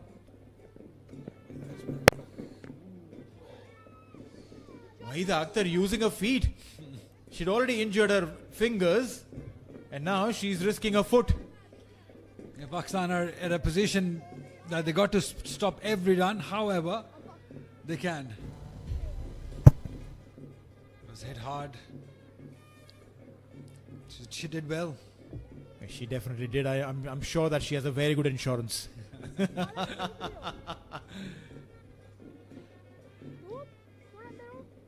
98 for 6, 18.1. They're looking for those gaps. They haven't found any gap because Pakistan have got a very good plan today. Ooh, beautiful. Came in. Just staying deep in a crease. It's always dangerous with an incoming delivery. Yeah, also against somebody like Mahinda Akhtar, generally the ball keeps low because of her action. There's a sling in her action. Her figure is also very impressive. Just 14 runs that she's given. Oh, she's gone aerial, but it'll land safe. These are release shots. They're trying to express themselves. They're trying to break away from the shackles. But they'll bring up 100 for Sri Lanka, that single. Something has to give in now. And they don't have any other option just to go after. There's remaining 9 deliveries that they have to face.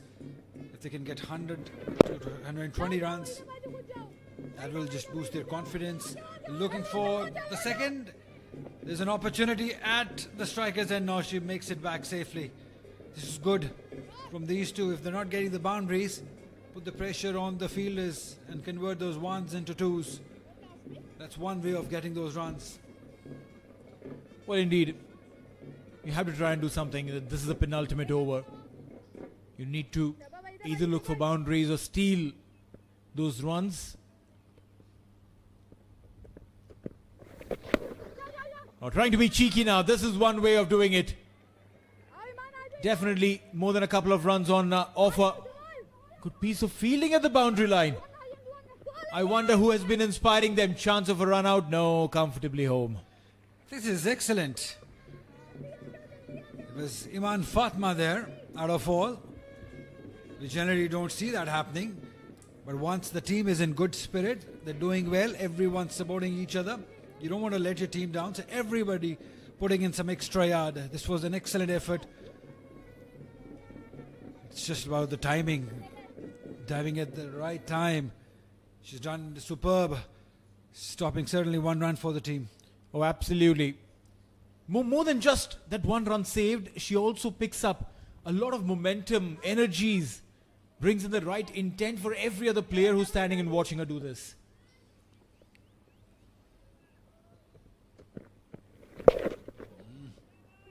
And this time, should this just be a single?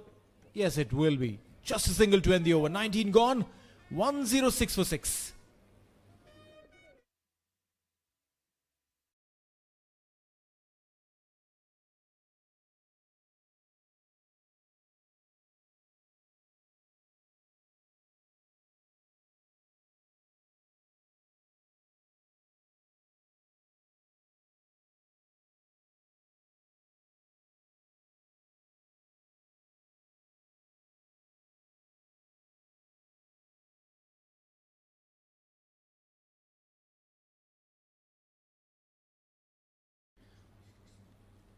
Nashra Sandhu with the last over.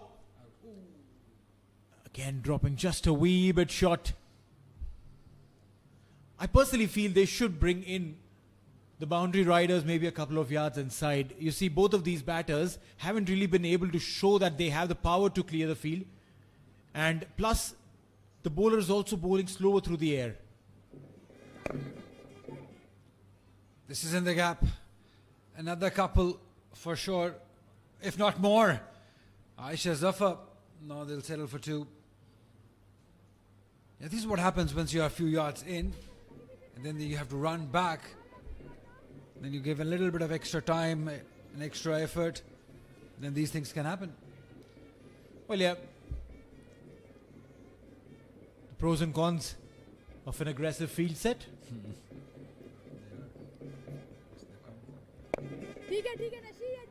I guess they've heard you, Neil. All the fielders on the onside, that mid-wicket fielder, deep square leg fielder, both have come a few yards in because they know that it's not easy to get those big hits towards the onside. And these two are, this is what they're looking to do. They're just nudging and picking up those 1s and 2s. Oh, beautiful delivery there. Came in, wanted to go for that slog sweep.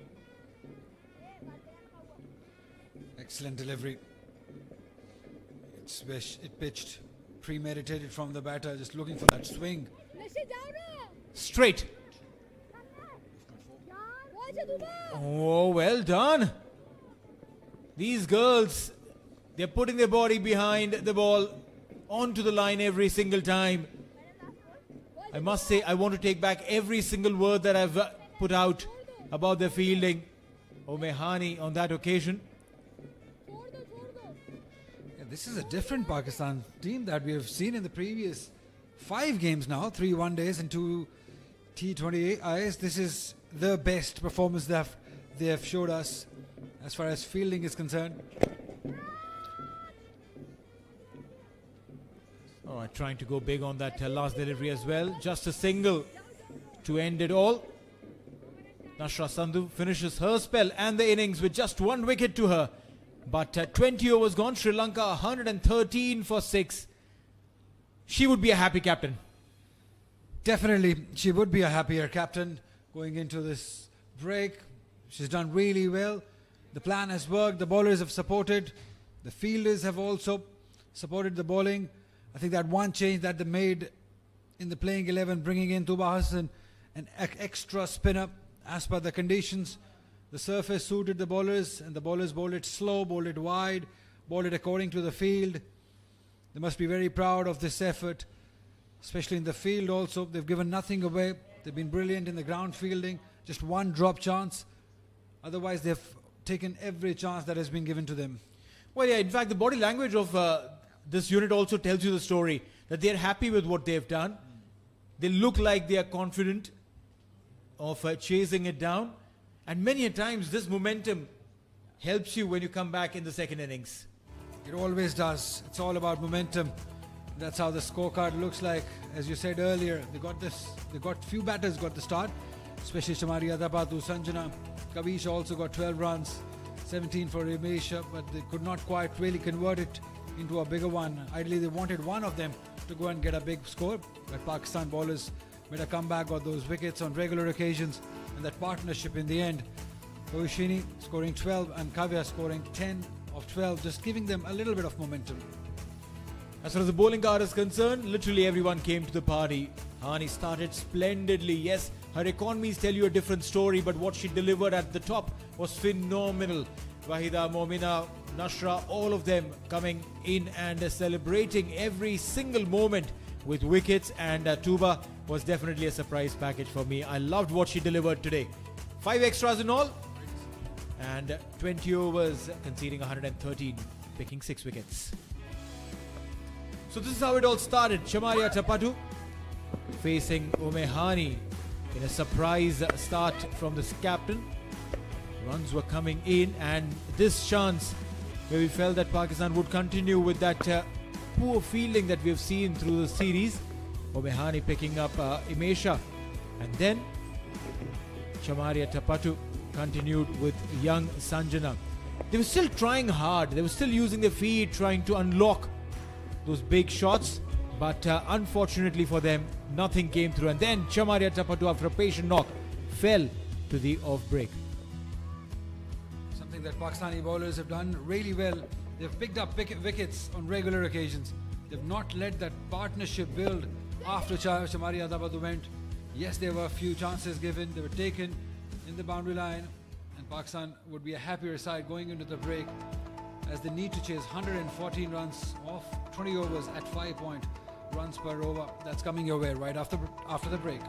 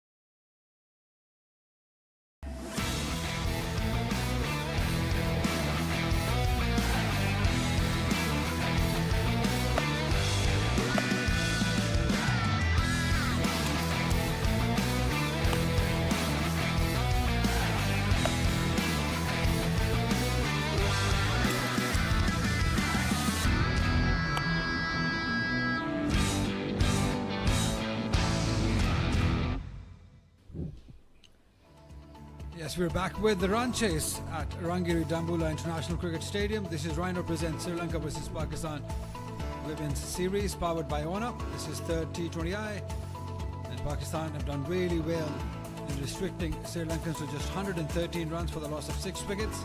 Very disciplined bowling, just 5 extras. Few batters getting the start, Shamari, Sanjana and Amisha, but really could not convert it into a big score. Only is managing to get to 113 for the loss of 6 wickets. Samir Yunus alongside me. Pakistan have been very disciplined as far as bowling is concerned. There was a different challenge for Sri Lanka to set a total, and they haven't come up to terms with some brilliant bowling from the Pakistani spinners. They really control things and bowled very good lines on a surface that has assisted them with turn and bounce. But Sri Lanka spinners will be saying if they could do it, we can do it too. Good challenge at hand. Yeah, a lot will depend on how this opening pair for Pakistan go about, because they've been brilliant in this T20 series, both Muniba Ali and Shawal Zulfikar. Muniba lots of experience, 97 game, 1,799 runs, strike rate of 100, highest of 102, and her partner is very talented, Shawal Zulfikar. She's been among some runs, 244 runs, impressive strike rate of 104. Well, Chamari, as she always does, has taken matters into her own hands to start things off. Bowls a full quota in the 20-over format. Often provides breakthroughs when the team needs it the most. So she's decided to open the bowling. She'll obviously be very smart in the way she operates as we watch and wait for the umpire to call play. Right, the first delivery of the run chase.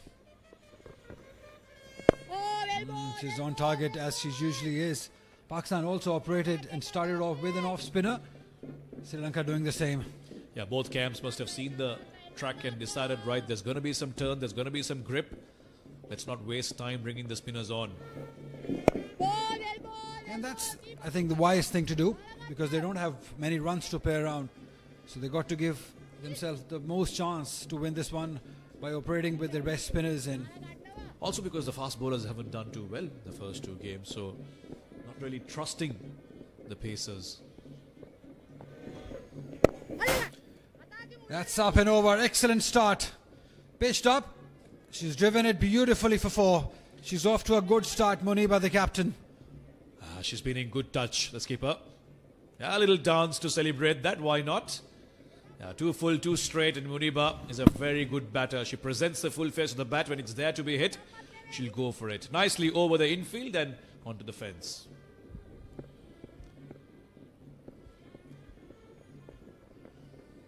Yeah, nice and steady. The thing that goes in Pakistan's favour is that they're not chasing a huge target. Just 114 runs, so they can take a little bit of the time. Just get your eye in, get your feet moving. It will be very important. We've been talking about this importance of this opening partnership. Comes down the track, smacks it, but straight to the fielder. Sri Lanka have made one change in the spin department. Nimasha comes back in for Sugandhika Kumari. Like for like replacement in terms of the bowling style, left arm off spin, but Nimasha obviously inexperienced. Little bit of width cut away, nicely cut off by the fielder, so just the boundary in the first over. Pakistan 4 for none.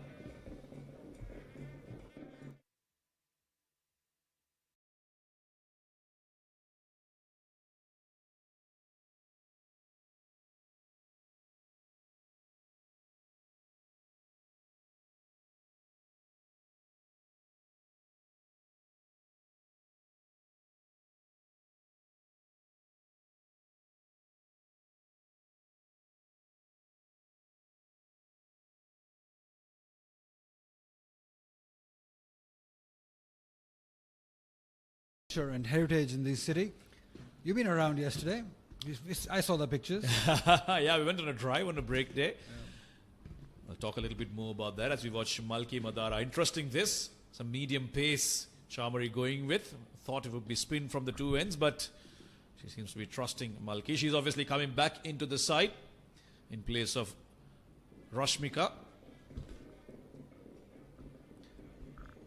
Shawal has been in good touch as well. She's gotten the starts, but just haven't been able to get a big one. Today's a good opportunity. She can take her time because they're not chasing a big total here. Yeah, interesting field setting. Everyone inside the circle on offside. She's got a deep square leg and deep mid wicket in place, so except the ball to be coming into the right hander. We've seen Shawal play some excellent cover drive, so they know that is where the field is set. And she'll have to be very accurate here. Can't be offering too much width, has to be in line with the stumps. Protection in the deep on the leg side. Apesh, but in the gap. She's lucky enough to find the gap and find the boundary too. Just like Muniba, she's off to a start with the boundary. Yeah, they'll smile now. And I thought she may have deliberately gone aerial here, Shawal. Just opening the face of the bat, going in that gap between third and point. Picks up an early boundary. Just the second ball she's faced, and that should make her feel good. She's been in good nick, Shawal. The team would have encouraged her to go on and bat through the 20 overs. Finish the game off. Some extra bounce. Got to be very careful. We've seen some extra bounce on the surface. And they should understand the importance of this partnership. Yeah, I don't mind that length from Malki, but she has to be careful. She's flirting with danger, offering so much width. Offside field, completely inside the circle, so anything up and over will run away to the boundary. She has to be a bit more closer to the batter and closer to the stumps. Yeah, the footwork again. Off the back foot punch just for one. Yeah, this is where it will be so important, that footwork. Yeah, they will look to use their feet, Pakistani batters. It doesn't seem to be coming on all that well. Another good bit of fielding effort. The fielding's really picked up, especially from Pakistan. Gone back, done some soul searching after that second T20. There must have been a lot of conversation about their fielding effort, and they've really turned things around today. Yeah, that's what good teams do, Samir. They come back, they understand, they realize where they went wrong. And Pakistan surely have done really well in this game, catching everything that came their way. Ground fielding was very impressive, and I believe the selection of the team was the most impressive part. Bringing in another spinner according to the conditions and the surface. They brought in Tuba Hassan in place of Tasmia Rabab, which was excellent move, and it paid off.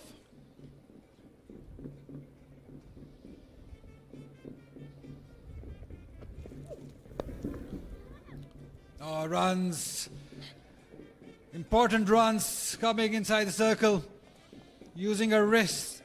Shawal Zulfikar. Yeah, straightening a little too much. And she only had to get a little bit of bat onto it. The pace of the bowler will take that away to the boundary. Make it 2 boundaries in the over. A good one for Pakistan. So the idea of starting with pace doesn't work so well for Sri Lanka. 14 for none after 2.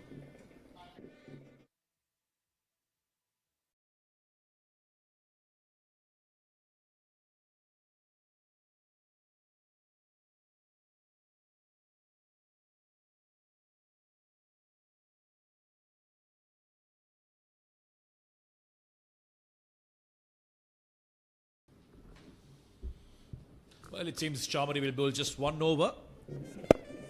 And immediately bringing on the left arm spinner. Muniba will not take any time in putting her away. It was nice and full. She's flicked it past mid-on for a boundary. Yeah, it will be a test for Sri Lankan bowlers. Which pace they ball at, which length they ball at. This was again too full. In her zone. This is where she likes it. She's got a great swing off the bat. Great timer of the ball she is. Finding the gap.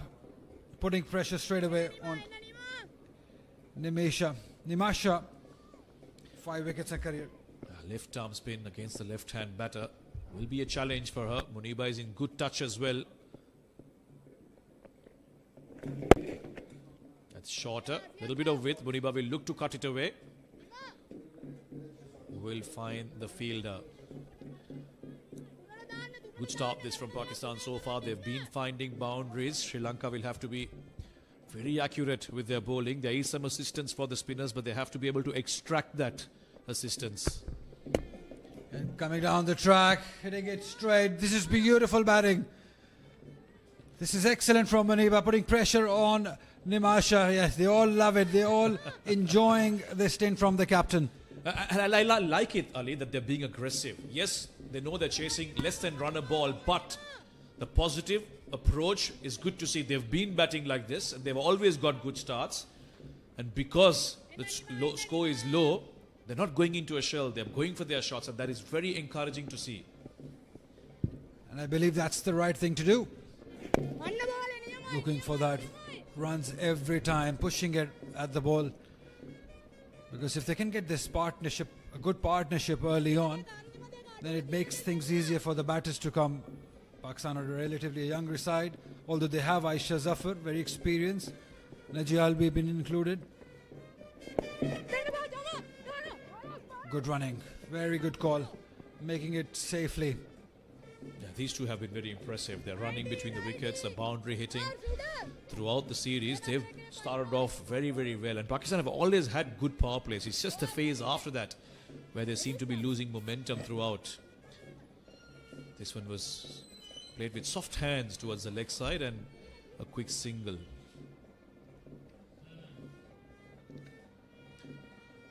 Nine runs of this over so far. One delivery to go. 23 runs. Pakistan are off to a good start. Impressive start. Inside edge, inside edge. 3 done, 23 for none.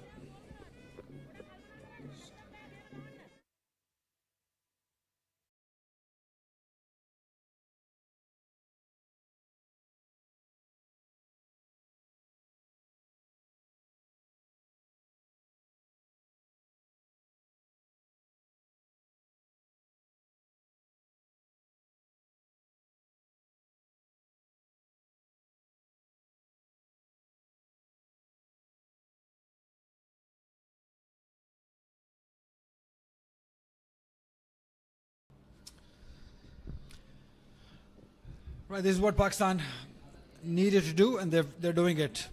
They needed to get to a good start. They've got that good start. Samaria Tapado making a few changes, and this is a good move, I believe.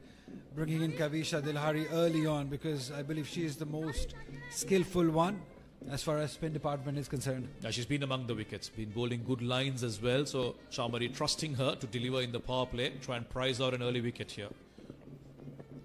Yeah, just what Muniba did. She started off with her best bowler, Hani. Pakistan have really lifted their game today, starting off in the field. I got to ask you, Ali, to turn things around within 48 hours after a poor performance in the field, what kind of change would it have been? Is Wahab Riaz the kind of coach who brings out the hairdryer treatment, goes all aggressive, or is he the more softer approach where he sits them down and says, look, this is how we need to turn things around? Well, normally what we associate with Wahab and the management is that they go with that soft approach because they know that this is a young side. Everyone, they're trying to build a team, bring in some youngsters. So they expect that from, don't expect too much from these youngsters. But still the sort of approach they had in the previous game, I'm pretty much sure he was a very angry man. And it's not easy. Oh, up in the air, but in the gap again. Another boundary for Muniba. Boundaries are coming quite easily for Pakistan at the moment. Yeah, not the first time we've seen batters being deceived by the bounce by the spinners. This was cut away, but takes the top edge. Lucky for her, went in that gap. And Muniba picks up another boundary. And you're right about Wahab. He comes across as a very friendly character. But I'm sure he must be having his ways of working with these girls. Yeah, not just Wahab, but all the management. You see Umaid Asif, the bowling coach. There's Imran Farhat, who's a batting consultant. Abdul Rahman, the former international. Right there, Miss Aisha Asha, the managers, all of them. They're very helpful, they're very kind. They understand what is required. They know what these girls are capable of. Oh, she's ballooned one up. No, that's not what Pakistan wanted. It's the captain. One shot too many, I would say. Well, using the feet has worked up until this T20, but batters have looked to do that today and skied them up. The first wicket goes down. The captain who's in form, Muniba Ali, cannot make too many runs today.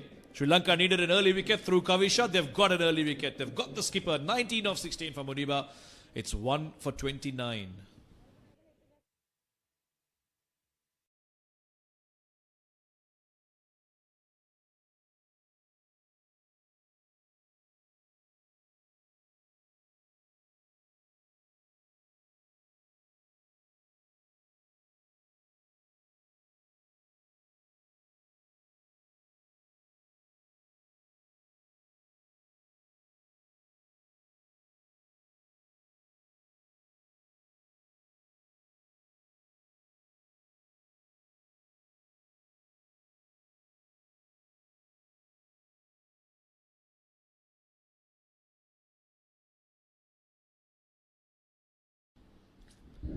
Right, a new number 3 for Pakistan, Najia Alvi. She's a wicket keeper who can bat well, especially against spinners. She's a very smart operator. You'll see a lot of sweep shots, reverse sweep. But what a big moment it can be for in the game. He just went after it. There's no thought process behind it. Just swing of the bat. You see, straight away starting off with the sweep. She's off the mark with a sweep shot. Pakistan lost a wicket, and that too of their captain. 4 done, 30 for 1.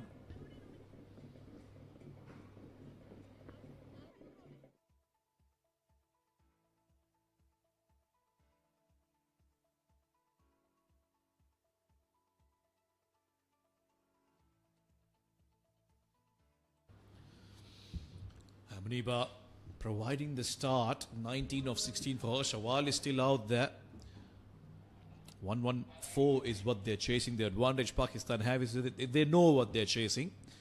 We've seen them set totals in the first 2 T20s. They made 170 plus. Wasn't enough, but they'll feel like they have what it takes to chase this down. And another change in the bowling. So 1 over spells from everyone. Kavisha providing the wicket, and Chamudi brings out her best bowler from the second T20, 17-year-old Chamudi Prabodha. She was very impressive. Got a couple of wickets, important wickets. So what the captain is doing, they're not letting the batters settle to one bowler because she has to make quick changes. Not many runs to defend. So whatever has to happen, it has to happen quickly. Yeah, how they'd love to get another wicket here, especially that of Shawal. Bring 2 new batters out. Keep applying the pressure. Now probably bowling it slow. They must have seen how Pakistan spinners operated. They gave nothing to the batters. They bowled it very slow. Can they do it? Can they repeat what they did? She swept one. Slog sweep. She will get a boundary. Great placement. There was no one there. Shawal's good at that shot. We've seen her play this quite often in this series. Nicely gets under it. And the bat turning, ensuring that it doesn't go too square. On towards mid-wicket, a few bounces into the fence. That should make her feel good. And pressure straight away on young Chamudi. Yeah, and that has made a change in the field. Now the fielder at mid-wicket has gone deep and square leg has come inside the circle. This is good. Really good. Sensible from Shawal. They've got 5 runs already. There is no need to go big again. Does it change for Nachiha now, the field? That's what we'll have to see. Yes, it remains the same. Long on and mid-wicket in position.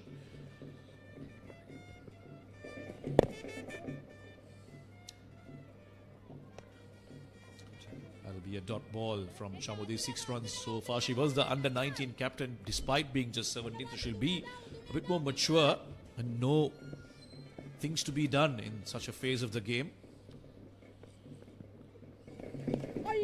Yeah, cheeky. That's what we know of her. Keep an eye on the third and the 45 fielder while she's on strike. 5-1. Pakistan are off to a good start. 36 for 1.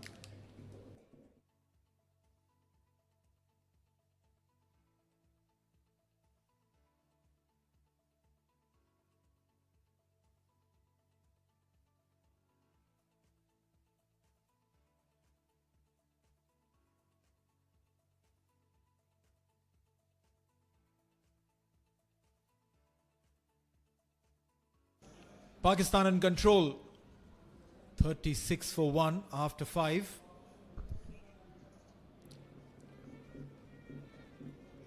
Kavisha.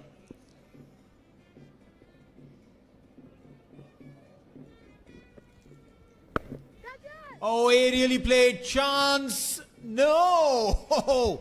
That's a maximum. Shawal is showing a might against the off break of Kavisha. Playing with the wind, getting a 6. Yeah, lovely. Lovely power. The leg spinner. Going over mid-wicket. The slog sweep. Great strike from Shawal. Yes, Pakistan in control as well as Shawal as well. Gets a first maximum of the day. Yeah, Kavisha can mix it up really well. Will come around the wicket now. And bowled! What a response there. Kavisha strikes. It was the arm ball coming in straight and quick. Shawal opening and clearing the stumps for Kavisha to dart in. Yeah, lovely. Quicker one through the air. Misjudged the length, I would say. Some bit of turn as well. Hitting the timber right in the middle stump. Good comeback from Kavisha to get rid of Shawal. She passed for a quick fire knock of 21. Pakistan losing the second wicket on 42.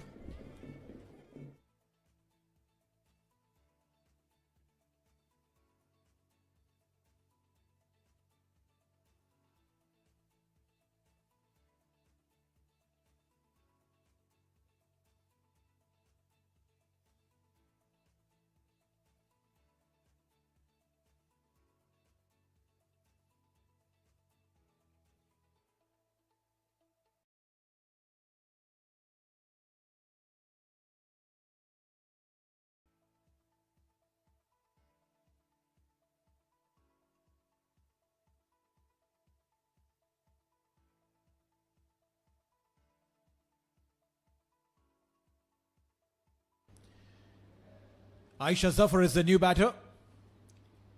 586 runs with a strike rate over 100.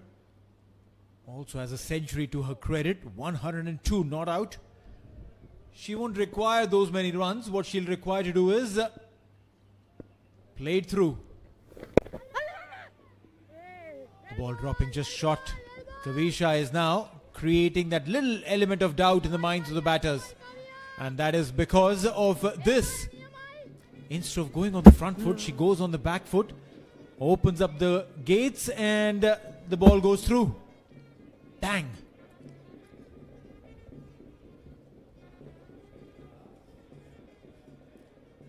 Kavisha has picked up 2 wickets already, both wickets to fall in just 8 deliveries that she had bowled. Width. Is she trying to set up Aisha? Yeah, she's bowling those leg spinners just outside the off stump with a heavily packed offside field in the inner ring. She has to be very careful with her lines and lengths. Driven in the gap, and we'll get the single. Aisha will open her account with that one. Both the openers are back in the heart for Pakistan, but they have some runs on board, Neil. 7 runs plus and over, but it's a reset time. 2 new batters, fairly 2 new batters at the middle. So they need to make sure that they will be coping with the run rate in the consolidation overs. Single to end the 6th over. The power play done for Pakistan. They managed to get 44 runs for the loss of 2 wickets.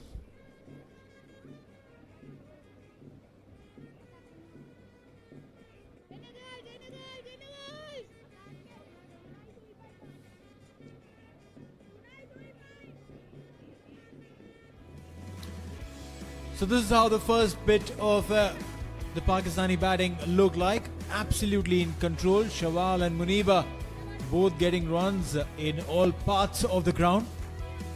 Muniba looked so good using her feet against the spinners. Sri Lanka did deploy the same tactics as Pakistan, opening with a spin attack, and that was when Muniba got out. Getting sixes with comfort, Shawal, and then the very next delivery, Kavisha gets back. So that's how the power play has concluded, and so does the indicator from the umpire state, as young Chamudi will come in. It's really good, picked up 2 wickets in that previous game.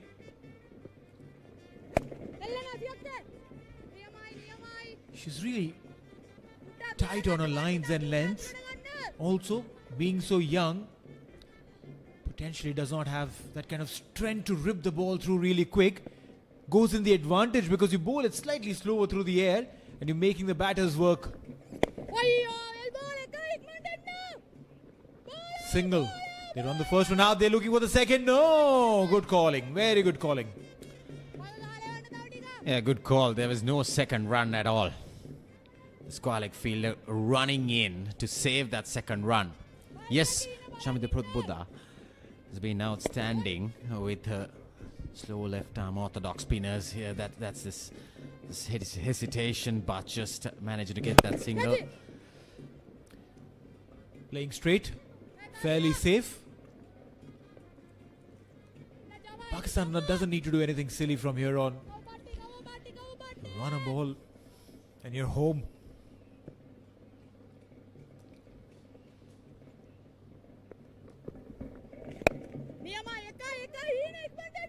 Yeah, that's what they're doing. Rotating strike, get your singles going. Maybe if there's an opportunity, convert that single into a double. Punish a bad ball. Absolute textbook cricket. The formula is set. The stage is set because the captain batted phenomenally well. O'Mahony in the foreground also has been exceptional with the ball in the field as well. Mighty impressed with what she delivers, O'Mahony. Pakistan dealing with those singles, milking. I think that is the great option that they have, not to lose wickets. Closing the face of the bat a little too early. End of the over, 7 gone. 48 for 2.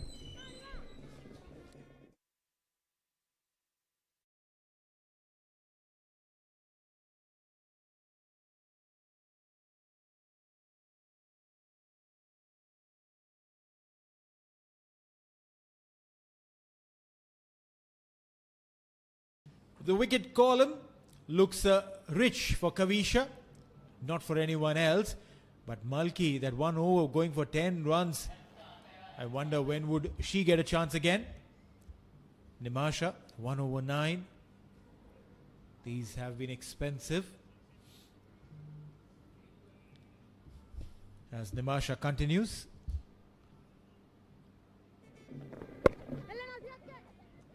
Left arm spinner.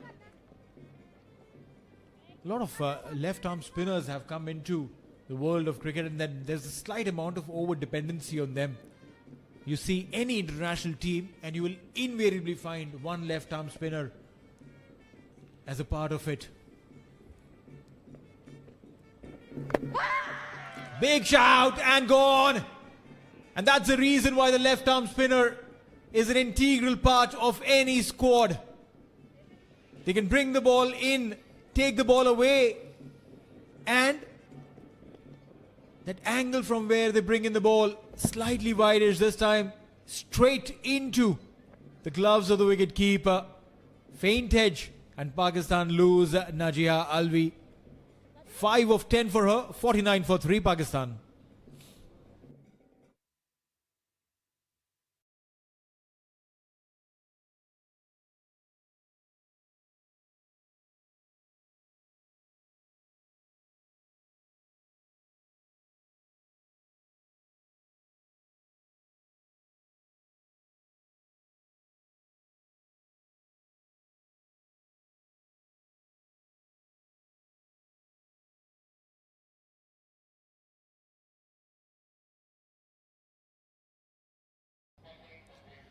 O'Mahony, the responsibility has been given to her with the bat.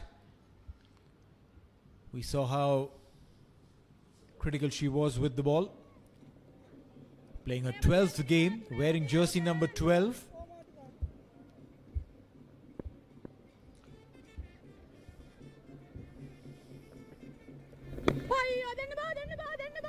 Oh, she wants to take a single.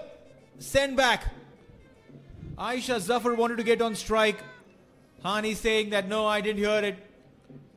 I didn't hear it. Aisha Zafar, your calling has to be louder in that case.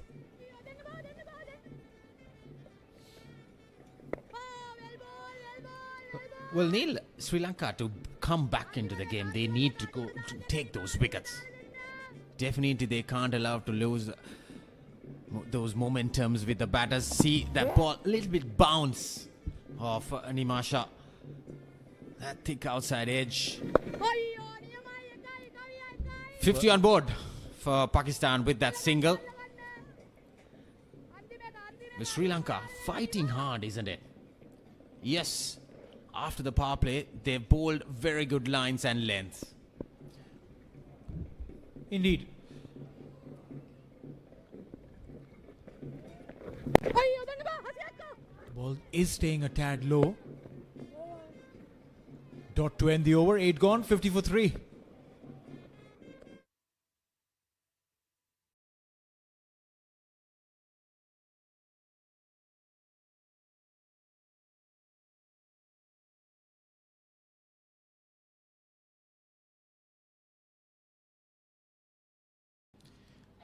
I'm not a face reader, but I can tell you one thing. This is still a concerned camp.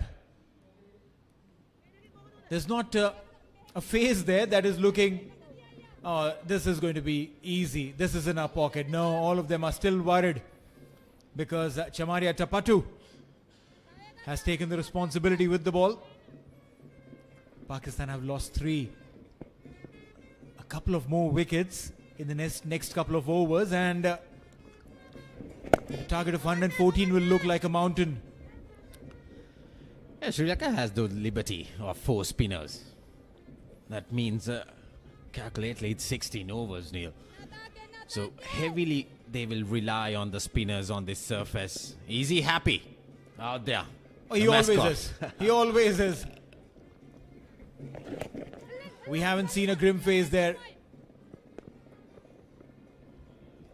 Quickly stealing a single there. I personally feel that this game is still Pakistan's to lose. They're very much in control. Look at the sportsman's spirit here. Aisha Zafar requiring a shoelace tie-up. And it's the skipper, Chamaria Tapatu herself, saying, don't worry, I'll help you, mate. This is the beauty of the game. You might be fierce opponents, but whenever there's an opportunity to help each other, you'll always stand tall.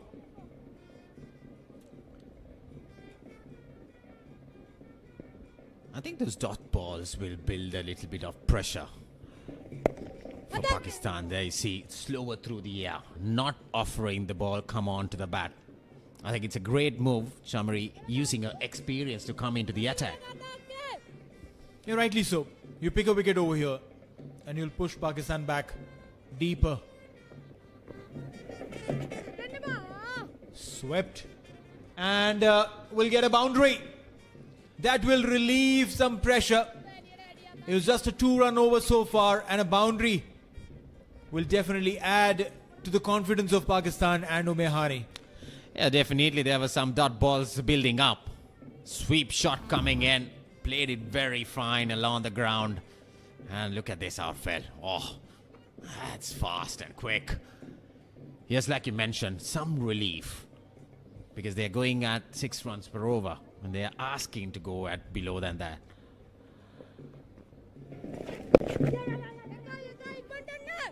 They've run the first one really hard. They're going for the second. No!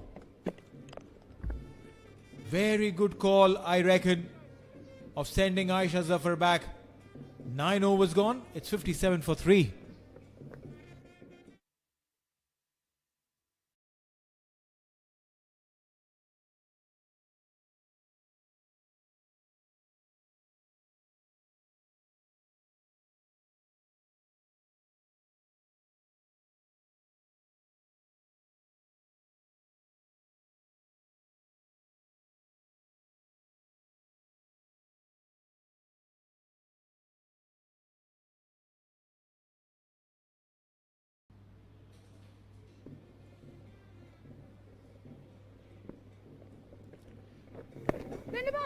Nimasha, she picked up a wicket in the previous over.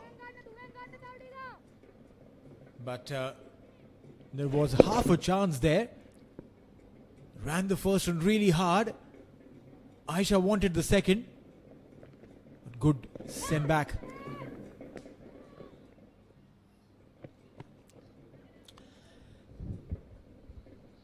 Yes, I think Nimasha bowling that power play over, conceding 9 runs, quite expensive. That was the time with Munibali was striking. She was using the feet, but right now she has built up that pressure ball in those dot balls, picking up a wicket like you mentioned in the previous over. But these two batters dealing with those singles, being very busy, pushing. This was the miscommunication, slight miscommunication, but no harm done. Good call at the end from Wehani to not to opt to go for that second run. Very smart. They run the first one. Are they looking for the second? Omehani had overrun the first one, and that's why I had to probably run back a couple of yards and then take the second. 2 runs added to the total. So she has run 2.5 runs maybe.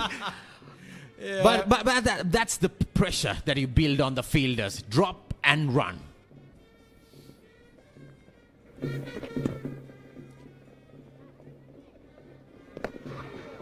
Fine leg. Was inside the circle. Now, Wahab Riaz with Munib Ali, the captain and the coach. I'm sure that there was a conversation that they had. Muniba again. Probably looks disappointed about something. Wonder what is it? Oh, beautiful fielding, chance of a run out and a direct hit. They were over eager on every connection they were making and paying the price there. Omehani straight to the fielder, wanted to take a chance and gone. Was that the concern of Munibali there alongside Wahab Riaz, that the batters are going for risky singles? See, playing through with the shot, not communicating with the partner. Bullseye. Direct hit.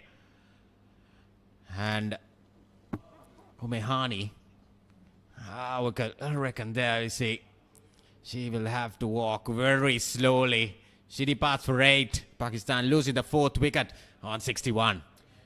Well, and as she walks back, the drinks are in the circle.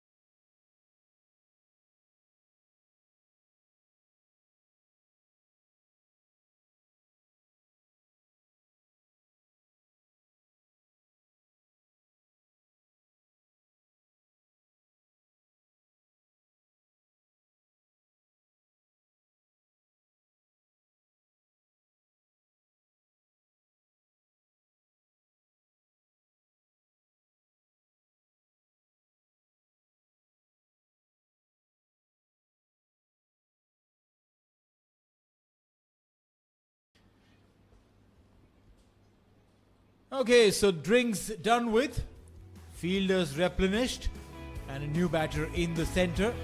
4 wickets to fall so far Pakistan. That was Munib Ali. She's going really well. Then Shawal, followed by that brilliant delivery. And then a run out. Wonder what was the communication, or was there any communication at all between these two?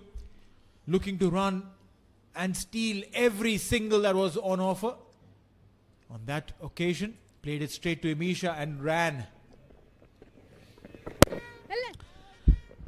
Yeah, it was great piece of work from Himesha Dulani at short extra cover. She had to dive and then grab that run out, direct hit. 10 overs done.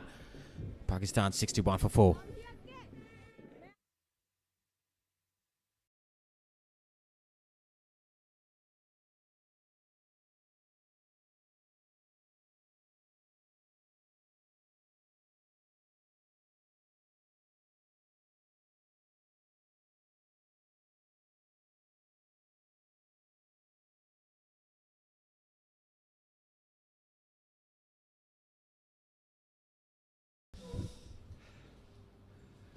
Right, Pakistan, I would say, in trouble. She plays one up and over. Beautiful shot.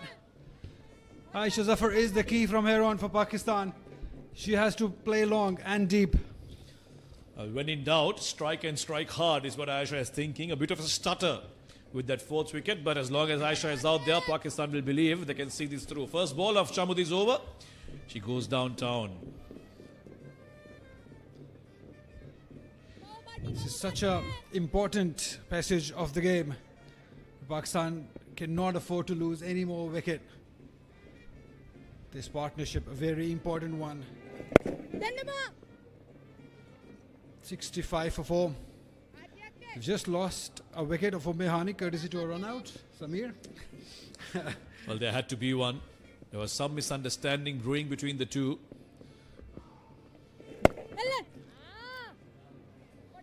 Beautiful shot. Excellent footwork. Understanding the length and then flat batting it through covers for 4. And no one on the offside, and bowling that short is not a good idea from Chamudi. And Aisha, there wasn't width, but she made room very well to go through the offside and in that gap for 4. Once again, Aisha is key for Pakistan in chasing this down. They've had some ghosts in the past of making a mess of easy chases. They don't want them to come back haunting them. Another one. Shot wide outside the off stump. She cuts it beautifully. This is a good over. Good comeback by Aisha Zafar and Pakistan. Chamudi taking away the advantage of getting that wicket. There was some pressure building, but a couple of loose deliveries has allowed Pakistan to breathe a lot more comfortably. 41 now required of 56. Sri Lanka will not be able to defend this. They'll have to pick up wickets, and that'll require some very good bowling. Head down from Chamudi, but Chamudi will motivate her to do better. There is still time left in the game. Yeah, just the margin of error is so minimum that one good over either side can change the course of the game. And Pakistan would feel that this is sort of an over, but that Pakistan was looking for 13 runs off it already. Yeah, they'll be thinking about that run out and wonder, was that really necessary? Things have gone well for them. A lot of boxes ticked, especially with the bowling and fielding. Good, decent start with the bat.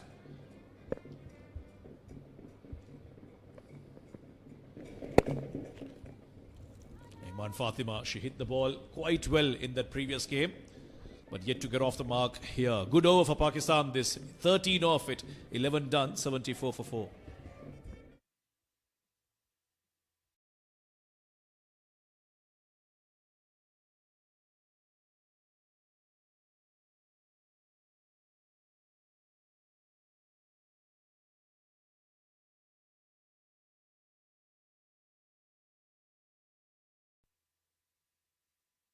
Right in between the Ibbanka to a tank. People do take boat trips over there. But yesterday, we went for a nice little view of the Sigiriya Rock, not too far from here, just a 20-minute drive. Had some lovely king coconuts. Have you tried them yet? Coconuts, yeah, we had coconut water the other day when we were in Hambantota. My wife loves it. We went to this village safari. I was having a word with Neil, told him about the experience that we had there. Amazing experience, witnessing the village life of Sri Lanka. Kavisha, again being brought to break the partnership. It's just that Pakistan is in a good position that they can afford those singles. They don't have to necessarily go after the bowling or go for the big shots. Yeah, the instruction will be simple. Bat the 20 overs without losing wickets and you'll see this game through. Nothing fancy required from here on. And that's what you see in this part of Sri Lanka. Some beautiful mountains, lots of greenery, lots of temples and monasteries being built on top of these mountains as well. Yeah, not finding the gap. Iman Fatma, we usually associate that she's more of a big hitter, more of a six hitter. But this situation demands a different approach from her. All she needs to do is just stay out there with Aisha Zafar, build a partnership. Don't have to be fancy, don't have to go after those big hits.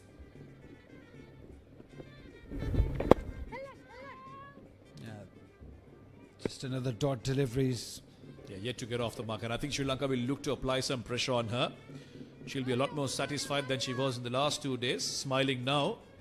And she'll hope that that smile remains on her face for the next few overs. It's very important that Pakistan end this tour on a winning note. They played well. They started off the tour well with a win in ODIs. Then they lost those 4 games, 2 ODIs and 2 T20Is. Now this is the last game. It will give this young side a lot of confidence going into the Asia Cup we talk about. That will be a big tournament. Yeah, supposedly to be held end of this month. There are rumors that it might be in the UAE. So these girls will have to travel quite a bit.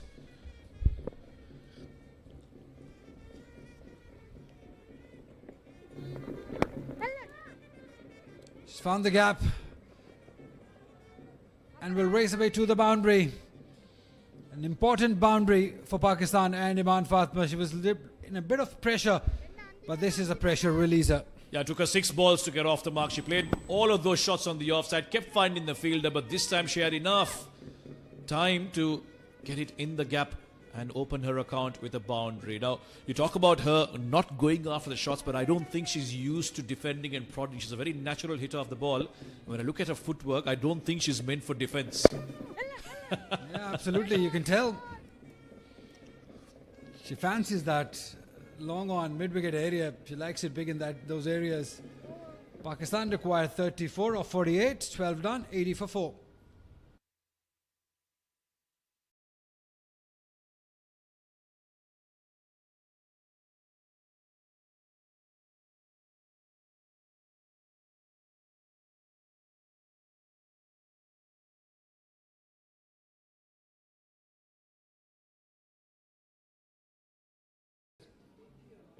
"34 runs required of 48 deliveries."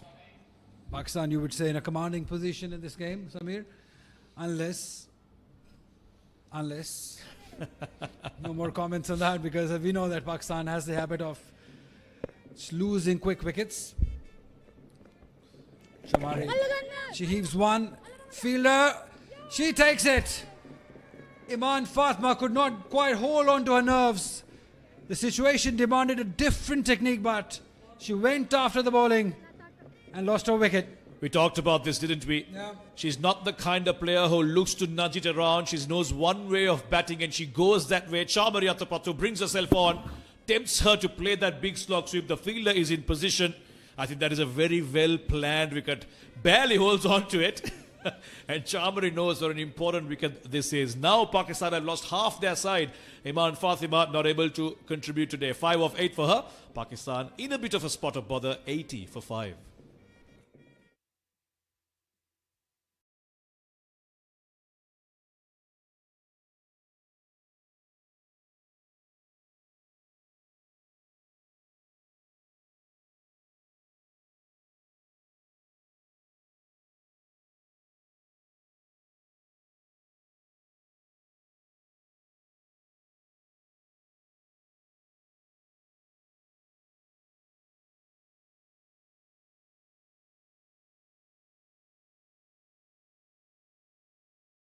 Read that sentence. Saira Jabi, the new batter in. Again, she's more of an attacking player, likes to go big, likes to play her strokes. But what happened in the previous delivery was unimaginable. I just could not believe that she's attempted for that shot. The situation demanded a different role was expected. Yeah, instincts. She just goes for it. And I think sometimes, in certain situations, you have to curb those instincts. Chamari Athapathu really floating it up there, tempting them to go for the shots. Yeah, I wonder if Pakistan lose Aisha Zafar here, then the things will be very, very interesting. So all this responsibility is on Aisha's shoulder. She has to see the team home. Oh, there's an opportunity, run out opportunity. A better throw would have made things different. Yeah, she's looking tense now, screaming out instructions at Aisha. You've got to be out there, Aisha. The last woman standing for us. Things could go very wrong if she loses a wicket here for Pakistan. Yeah, I wonder what's the urgency about in taking those risky singles. Pakistan are in a very good position as far as the runs are concerned. All they need to make sure is they don't lose a wicket. And then they do something like this. Yeah, she set off immediately. Saira did take a start from the non-strikers end, but she immediately denied it, luckily for her. Had enough time to get back. But you're right, can't afford those panic situations, Pakistan, from here on, because they do look comfortable to go on and win it. Yet, there are doubts. 31 required of the last 7 overs, 83 for 5.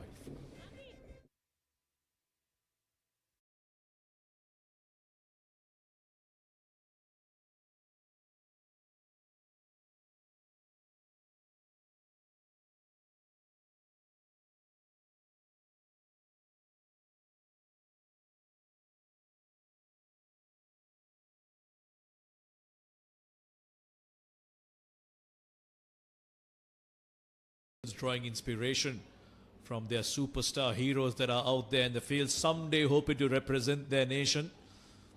All of them enjoying. Yes, Sri Lanka may be on the back foot, but that is one thing you'll get from the public here. When they come to watch a match, they enjoy regardless of the result. It's a party out here. Yeah, and the weather is supported. It's perfect weather for a cricket game. To enjoy some good quality cricket. And this game is heading towards a very interesting end. Malki is back, bowled 1 over for 10. Getting the wicketkeeper up in the circle. This is good batting. With the straight bat, easing it towards long on for 1. Interesting change this from Chamari, bringing on the fast bowler. I would assume that the batters will be a lot more comfortable facing the fast bowler instead of the spinners who were extracting some bounce and turn on this track.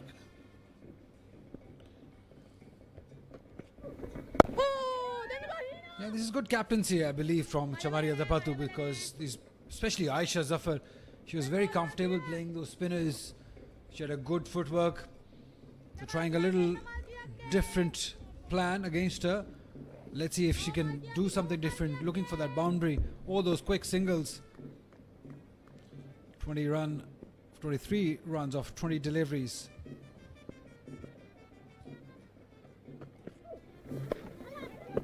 Oh, that's up in the air, but safe zone. 4 runs, in fact. A very lucky boundary. Pakistan and Aisha Zafar will take it with both hands.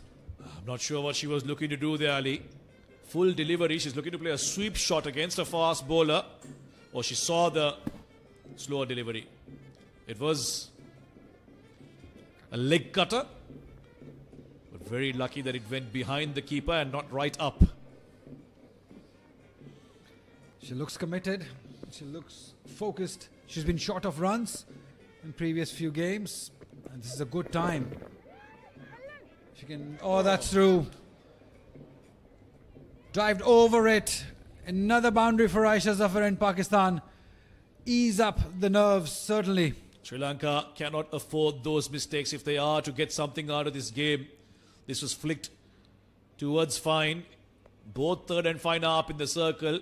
Like you said, instead of diving behind it, she dove over it. And that'll be 4 more. Back-to-back boundaries for Aisha. Will ease the pressure now. Yeah, just in the middle and in the dugout also. We saw some tense faces there. Now 22 runs of 38. I think as long as Aisha stays, should be done. You see Malki trying different things, trying those cutters, those knuckle deliveries, just to break the partnership. She got a promotion today, Mehani, in the batting. Must have convinced the coach and captain. Yeah, I don't just bowl, I can bat as well. And she surely can. We have seen in the domestic cricket that she is capable enough. Also, Najia Alvi got a promotion too at number 3.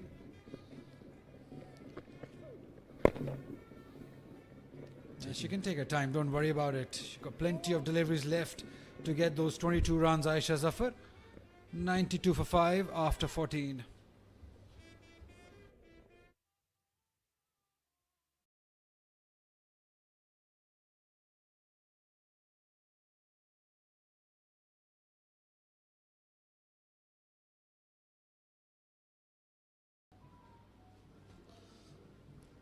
Aisha, labelled in orange, holds the key here for Pakistan. Starts again from Muniba and Shawal, but couldn't kick on from there. Sri Lanka must have felt like they have an in after they've got those early wickets. But Aisha is holding one end and ensuring that she sees the team through. Chase this down without further stutter. Saira will have to partner her because after this there's no batting to come for Pakistan. Yeah, there's Tuba Hassan. She can bat a bit, but just a bit. We don't expect some heroics from her, but this partnership surely, as you said, is the key. Chamudi is back for her last over. A quick single, a good one. Well judged single from Saira. Yeah, fielder is on the line there, so he's very quick to get off after hitting that. And Chamudi hasn't been among the wickets today. Chamal will be hoping that she can provide her just one more here at least off the back foot and quickly set off. That's more like it. Good clear communication between the two batters. Yeah, looking around where those gaps are available. There she is. Tuba Hassan. Poor delivery. You don't want to be seeing that as a captain of bowling side. Not given wide. Maybe there was some glove onto it. Just looking for the sweep. Let's have a closer look. Maybe bat. I don't know. Close call. You're trying your best.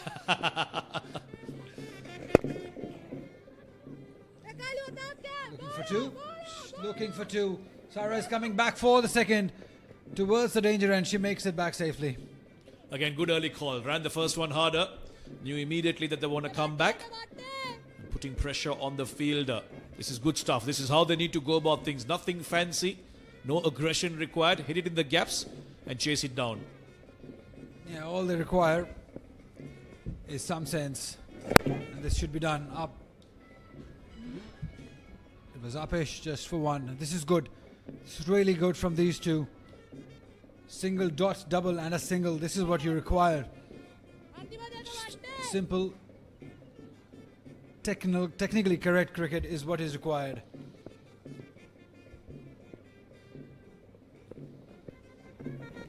Yeah, dot won't mind. They won't mind those dot deliveries. That's all right. They already have 4 runs in the over. Yeah, you can see the belief coming. The face is relaxing a little bit. The tension is gone because they now believe that they're in that safer zone.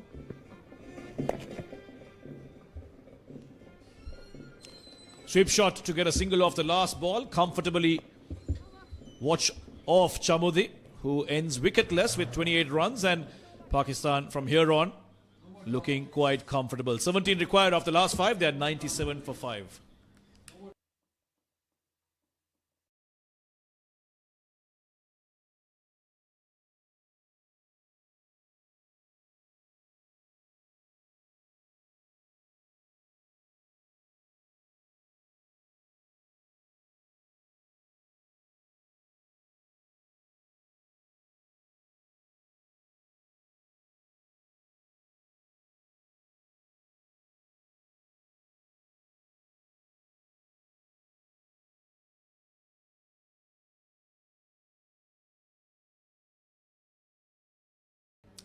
So this is what the game looks like so far. Pakistan requires 17 of 30 deliveries.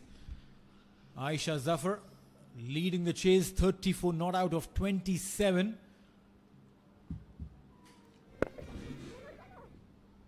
Saira Jabin using a feet. Oh, poor throw. And Aisha says, no, that's all right. We'll just take a single and be happy. Yeah, the fielder had to come round and back it up. So in the perspective of Sri Lanka camp, I think they really did struggle with the bat, and now great strike from Jabin there. Yeah, strike at the stumps there. But happy with the single. Straight to the point fielder. Yeah, you don't really need to do anything silly. I reckon that's exactly what even the skipper is shouting. Don't do anything silly. The game is in your hand. 16 of 28.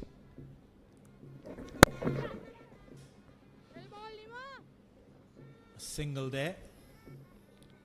They have enough time on hand, these two batters. They can drive to Colombo, go to Gaul and come back and then still win it. Well, I think Aisha Zafar has played a very major role in this run chase. She's handled the pressure when the partners are losing from the other end. And nicely working those singles. Yeah, lovely. Good running. Brings up the 100 for Pakistan. This pair is playing absolute percentage cricket. They're playing in the gaps. Running the first one hard with intent. Always looking for the second. Converting the ones into twos. Good delivery there by Nimasha. Good comeback. Yeah, despite the first over, she bowled very well in good lines. Wahab Riaz, meanwhile, is still sending out some message. Probably just sending out a little sip of water with a message. They don't need to do anything silly. 16 gone. It's 101 for 5.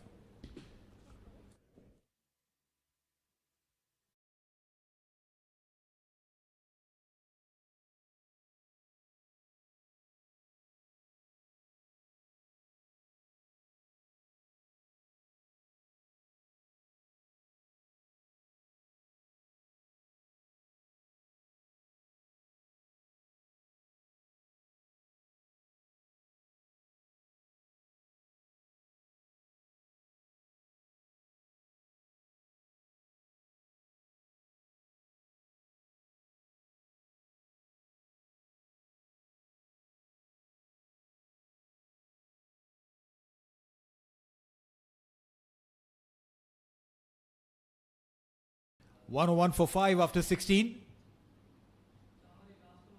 Saira 8 of 10, 35 of 29 for Aisha. Just 13 runs required of 24 deliveries.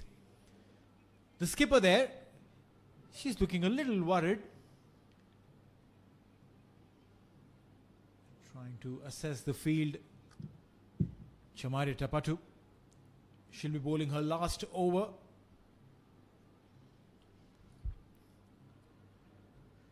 She's been very economical today, Neil. Just conceding 14 runs. Over the fielder. Was there half a chance there standing on the lines? 4 runs coming through. Did I jinx on that? Being economical. First ball goes for a boundary. And Aisha Zafar, she moves to 39 with that boundary. See, short, played uppishly over that cover point fielder. There was a chance maybe both hands would have grabbed her. That catch, but eventually Pakistan inching close to that victory. And now in single digits. And gone! Anti-climax over here. It was looking like a unidirectional route. And then all of a sudden, we see a change in direction. Chamaria Tapatu, the skipper, the experience, bringing it to 4. And Aisha Zafar, who was getting all the runs, who had done all the hard work, tracks the ball back into the stumps. Gone. Yeah, good wicket. for Chamari with a spell coming to an end in this over. Ash has offered repass for 39. Very, very handy knock for Pakistan. Losing their 6th wicket on 105.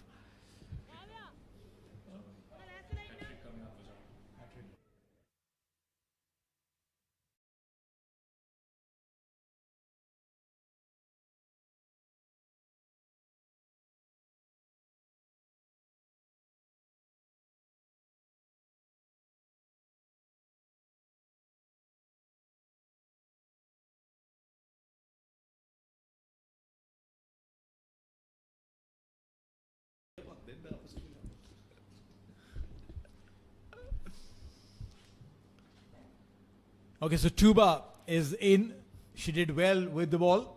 Tuba Hassan, 47 games.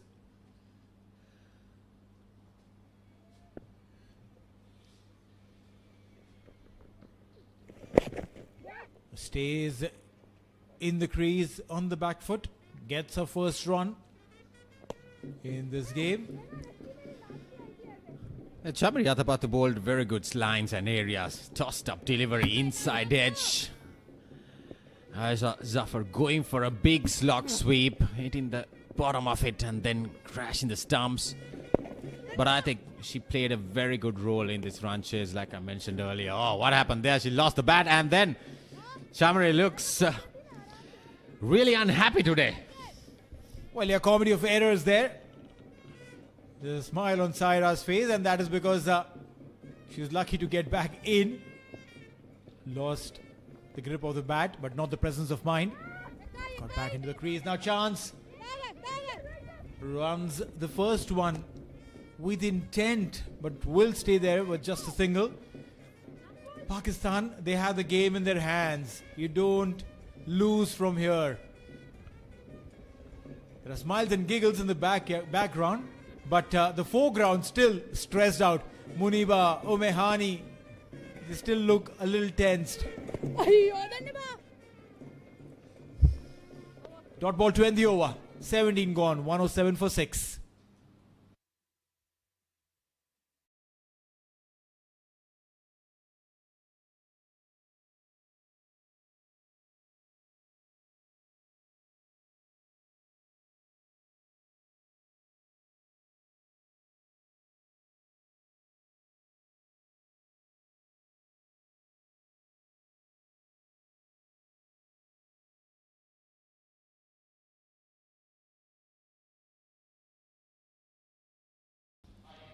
Just 7 runs required of 18 deliveries. They have forever in their hands to win this game. Pakistan. Sri Lanka, on the other hand, need to pick 4 wickets. 4 good deliveries and the game could be Sri Lanka's.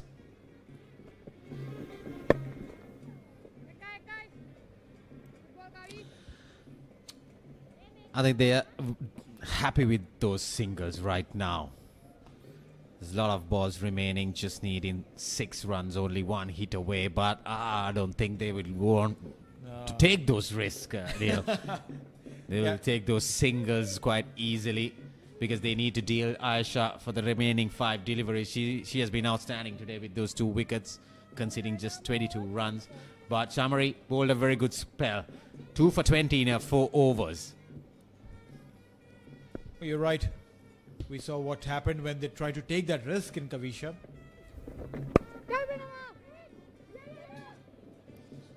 A little misfield. 5 required of 16. 1 hit away. But I reckon this pair of the Pakistani batters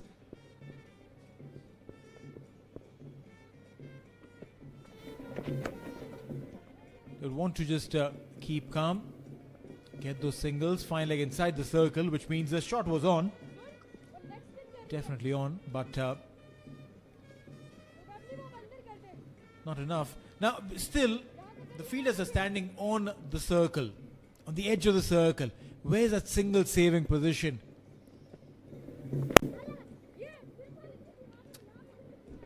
Driven, another single added. Yeah, definitely we were talking off air this because the inner ring fielders, they haven't been saving those singles at all. Munibali, maybe she's concerned a little bit, but she's kind of happy as well. Pakistan winning the first game in the ODI series and now inching close, just 4 runs away for victory in the last T20. You're right. It'll just help to boost the morale of this young squad that Pakistan has under Wahab Riaz. He definitely would have put in some sense as far as fielding is concerned, because this Pakistani side today looked like a different unit altogether in the outfield. Good piece of fielding there. 18 gone, 110 for 6.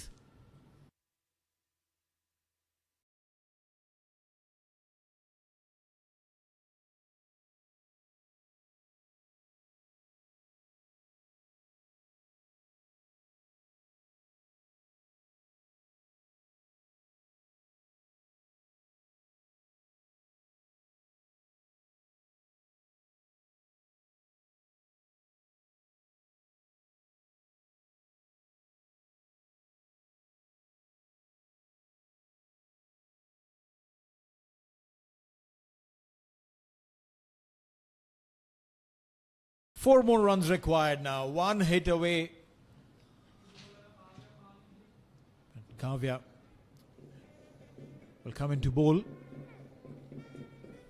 What runs through in the mind of batters that are number 7 and number 8? They know that they have to win the game. It's on their shoulders the responsibility of getting a W. But at the same time, there could be potentially that little element of self-doubt. They don't get to bat enough more often than not. They probably don't train enough to bat sometimes. So when close games come in, I reckon it's a lot of instinct over skill. Running the first one hard. So I reckon you will see a lot of these where the batters are trying to go towards the mid-wicket region, trying to pick the ball from wherever it lands, hit it towards the vacant mid-wicket region, get those singles. Very instinctive. That's what I personally feel.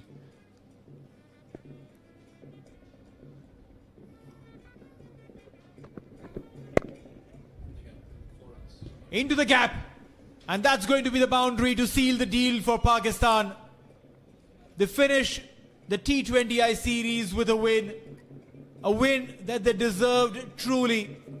They were a much better side on the field. Sri Lanka would definitely have won the series, but Pakistan, with the intent that they showed on the field today in the first innings and with the consistency with the bat, they definitely have won hearts. This young squad of Pakistan would definitely take a lot from this series. The ODI series first and now the T20I series. Munibali, you should be proud. Chamaria Tapatu, the legend, continues to deliver. Won the series. And these youngsters in the Pakistani squad, they definitely would be looking forward to take home a lot of heart from this game. Yeah, definitely. I agree with you. They started off well, coming down to Sri Lanka, and now they ended well. Pakistan to take some positive things out from this win. And Sri Lanka also making changes in this game after winning the series, the first 2 games. So Pakistan coming into this game, improving their fielding and bowling department now in this run chase, winning this game by 4 wickets comprehensively with 10 balls to spare. In the context of a game, yes, it was slower. It was not offering nothing much to the batters. They had to struggle, but they have pulled their socks up and performed brilliantly in this game. Well, yeah, handshakes all around between these two squads. The way they have gone about their business is just phenomenal today. Meanwhile, Chamaria Tapatu, the happy skipper, definitely all smiles. Couldn't convert this series win into a whitewash. But one thing for sure, that she would be happy considering the youngsters that she has in her own squad, the way that they have delivered. This coaching unit of Sri Lanka as well. Meanwhile, Pakistan, they will have a bunch of things to work on as far as their fielding is concerned, their planning is concerned, their application is concerned. Nothing to take away from the fact that they are extremely skilled. And so is the flutter of the Sri Lankan flag flying high with the big smile on the face of the mascot here at the Rangiri Dambulla International Cricket Stadium. The last T20I panned out in this fashion, where Pakistan chased down a tinier total from the context of the series, 115 in 18.2 overs, led by Aisha in the batting, 39 of 31. Everyone chipped in. Muniba was looking really good, like she has throughout the series, opening the innings, and 21 for Shawal. Then stutters, quick wickets, might have probably put in a little bit of a doubt in the minds of the batters, but not too much. Bowling department, Lanka Kavisha 4 for 24, and also Nimasha bowling well, and Chamari I think bowled well. Spinners doing their job, but not much runs offered by the batters for Sri Lanka to defend this score. But partnerships coming in, that middle frame, like you mentioned, there was a starter. They were at one stage 4 down for 61, but Aisha suffered, I think, holding her nerves perfectly today, and she did the job, scoring 39 runs.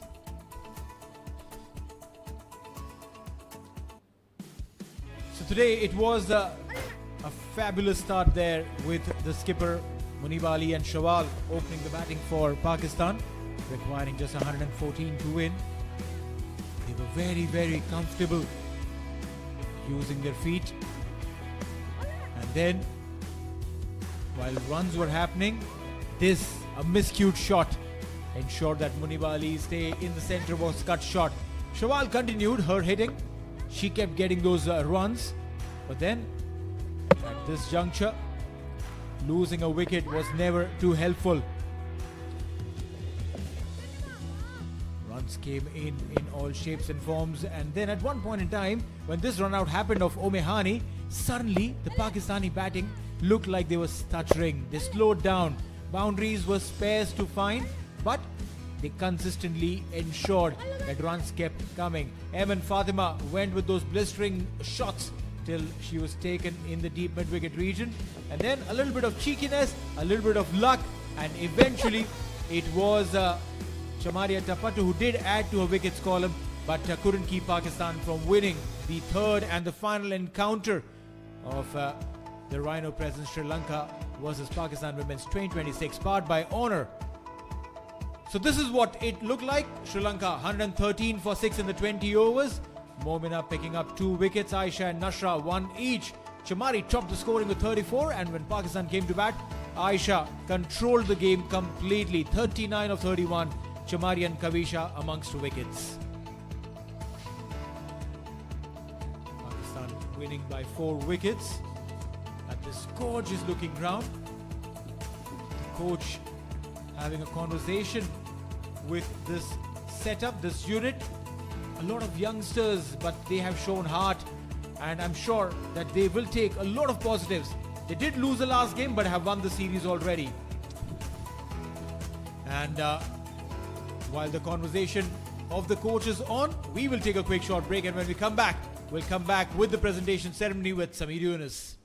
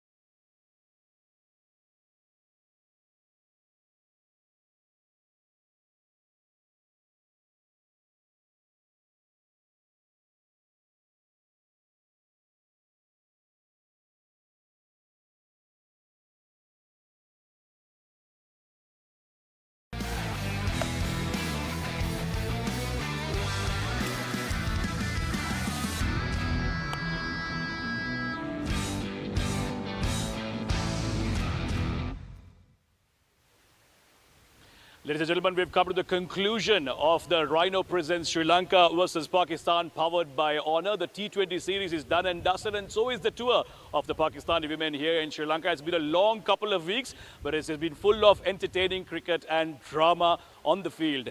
Before we obviously announce our player of the match, player of the series, and speak to the captains, we'd like to quickly thank our sponsors, our title sponsors, Rhino, Honor as well, Bank Al-Falah and Agro Ventures. To make this afternoon even more special, I've had the pleasure today of joining me in the presentation party. The chairman of the Sri Lanka Cricket Transformation Committee, Mr. Iran Vikramratne, is here. Welcome, sir. It's a pleasure to have you. And of course, representing our title sponsors, the area sales manager of Rhino Roofing Products, Mr. Sudanta Abesinghe. Welcome. Right, we start off by having a quick chat with the losing captain of the day. Let's talk to Chamari Atapattu, losing captain of the day.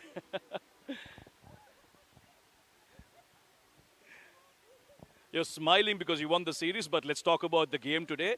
You went on to bat. Didn't look easy when you went on to bat. There was some grip and turn on the surface. Yeah, a little bit grippy in the wicket. But as a professional team, we need to execute our plans. And I feel we are not batting according to our plans and according to the condition. So I think batting department have to take responsibility, because 140, 130 is good score in this wicket to defend. Well, you've been batting well, chasing scores, but you think there's a problem in setting a score, batting first? Yeah, definitely. Because we are really good when we chase in, but every time we need to, when we start, if we are set the tone, so we need to bat in according to the plans, and the execution is most important thing, and the condition. So we have to adjust the condition and play now positive cricket. That's the most important thing. Well, it's been a successful tour for you, a win in the ODI series 2-1, a win in the T20s 2-1. I know there's lots of positives, but are there areas you're looking to improve before your next big assignment, which I'm assuming is the Asian Games? So you've got a break, but are there things you'd like to work on? Yeah, definitely, especially our bowling, and because a lot of young bowlers in my team, so it's not an excuse for them. So they have to improve, and bowling, fielding. So some areas to improve in fielding as well. And today batting little bit I'm upset about today batting. So I think we need to improve these three departments before Asia Cup. Well, hard luck for today's game, but congrats on the series win. We'll see you soon next time. Thank you very much. Chamari Atapattu, today's losing captain, but winning the series 2-1 here in the T20s. Now let's award the player of the match, and to give that award away, it's Mr. Sudanta Abesinghe, the area sales manager of Rhino Roofing Products. There were a few good contributions, but it was a 39 of 31 with the bat, and of course picking up one wicket, giving away just 6 runs. It's Ayesha Zafar from Pakistan. She's the player of the match. Stood there chasing down 114. Somebody needed to play long and play smart, and she certainly did that, Ayesha Zafar. Asha, let's have a quick chat once you've posed with the trophy. When you went out to bat, it was a tricky situation. What did you make of the surface and the situation you went in? Yeah, the service was not exactly how we imagined it, because the last 2 games it was very flat. However, the job needed to be done, and somebody had to do it. So, yeah. You played very, very well. 113 you restricted Sri Lanka to. What was the conversation in the break, in the dressing room, in terms of instructions of how you want to go about chasing that score? We didn't want it to take the match too long. We wanted to bat the way that we have been batting, and I think that is actually what helped us to keep the score going. You've been in good touch, but looking back at the series, are there things you'd like to improve yourself for your personal game? Yeah, definitely not exactly how I wanted to play. I didn't score big, but then again, we'll come back stronger in the next games, next Asia Cup, inshallah. All the best to you and go well. Thank you so much. Our player of the match from this game, Ayesha Zafar, with a 39 of 31 and 1 wicket, giving away 6 runs. Now, we award the player of the series. And the player of the series, well, Mr. Sudanta Abesinghe will once again give away that award. The only centurion from the series from Sri Lanka, it's Imesha Dulani.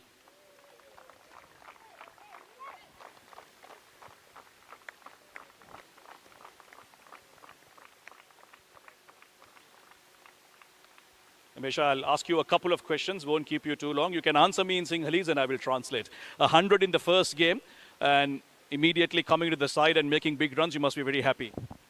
මට ගොඩක් සතුටුයි මොකද team එක වෙනුවෙන් දෙයක් කරන්න පුළුවන් වෙච්ච ගැන මම හිතනවා වෙච්ච මහන්සි වල ප්‍රතිඵලයක් තමයි අද මට මේ හම්බෙලා තියෙන්නේ කියලා. She says she's very happy to contribute immediately in the team, and she says the hard work has paid off today. Imesha, in the next two games, you couldn't really kick on. What do you think went wrong with your batting? Was it a matter of wrong shot selection, or is there something else you didn't do right? මං හිතනවා මේ සමහරක් වෙලාවට මට ඒ දේ කරගන්න උනේ නැහැ කියලා. හැබැයි මගේ ටීම් එකේ සංජනා සහ අනිත් කට්ටියත් එක්ක කට්ටිය මේ දෙවෙනි මැච් එකේ හොඳට කරා කියලා මං හිතනවා. She says that even though she couldn't perform too well, she's happy that the other batters, including young Sanjana, did very well. Imesha, I won't keep you for too long. Congratulations, very well played, and all the best. Thank you. Imesha Dulani, the centurion from this series, getting 100 in the first T20. Now, let's talk to the winning captain of the match, Muniba Ali. Let's have a quick chat with her.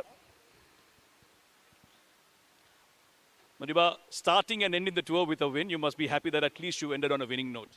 Yes, obviously a win is a good always, so we have really enjoyed. What about today's game? You bowled well, restricting to 113. Did you already figure out, looking at the pitch, that there was a bit of turn and bounce? That's why you started with spin? Actually, for batting perspective, we have decided last night that we will, if we win, we will bowl first today. But I think when we look at the pitch, when we came here at the ground, the pitch also looks a bit dusty, dry. So we had an idea. You bowled really well, and the fielding really picked up from the previous game. What was that like? Was there any very hard instructions from the management to pick your game up in the field? Yes, obviously, when you, not do good fielding, you obviously told to get done good work in the field. So I think everybody today put in their bodies, and which I really liked. Despite the loss in the series, I'm sure there are many positives to take away. Talk to me about some of those. Yes, obviously a lot of positives. I think the way Shawal have batted, making her come back in the team in all three matches, giving us a good start, and also playing after the power play. And then, from lower orders, Saira, Iman have chipped in, and in bowlers, Hani, Momna, and Wahida. Wahida is like making her comeback after she played a lot of domestic cricket, which she applied here. She bowled on good and length. What about your own form at the top of the order? You got starts in all three games, but just couldn't kick on. Do you think the pressure of captaincy got to you, or was it just bad luck? No, if I was in pressure, I was not even hitting boundaries. So I was in good touch because from the ODIs I was batting well. So I just thought that I also need to approach my game in a different way in T20, because a lot of T20 games are coming up. So I need to sort all my areas out in these matches. Congratulations on today's win, and wish you good luck for the next games. Go well, all the best. Thank you. Losing captain Muniba Ali from today's game. Right now, it's the big moment. We invite the winning captain, the series winning captain of Sri Lanka, Chamari Athapattu, to pick up the trophy, the winning trophy of the T20 series from none other than Mr. Iran Wickramaratne, the chairman of the Cricket Transformation Committee. She will pose for the photo and then head to her teammates to pose for more photos with her team and enjoy the celebrations from there on. Thank you very much for joining us in this post-match presentation as we leave you with beautiful scenes of the team celebrating the T20 series victory. A big thank you to everyone for joining in, and it's back to the Combox for now. Oh, what a memorable tour this has been for Sri Lanka. A memory that the Sri Lankan team will remember for a very, very long time. They won the ODI series first and then beat Pakistan in the T20I series, completing a white ball double led by Chamari Athapattu, the legend. But it wasn't just the Chamari Athapattu show. It was a complete series with performances coming in from literally everyone, from Vishmi to Harshita to the youngsters that came in. Ishani coming in and giving, Imesha in fact coming in and setting up the tone right. Young Chamudi impressed us all with the spin. And this has been an incredible series that I'm sure that Sri Lanka will remember for a very, very long time to come. Beating Pakistan on home turf here, this Sri Lankan side will be ensuring that every little thing that adds up into the future that has been set up for Sri Lanka. It is not just that one big name that everyone thought would come out to get the team out of trouble. She has not just led the side but ensured that she brings in every single youngster along to build the future of Sri Lankan women's cricket team. One can safely say that Sri Lankan women's cricket future is in very, very safe hands with these youngsters that we've seen on display in this series. So as we sign off from the Rangiri Dambulla International Cricket Stadium, Sri Lanka batted first in this last game, 113 for 6, and Pakistan very, very comfortably chasing it down.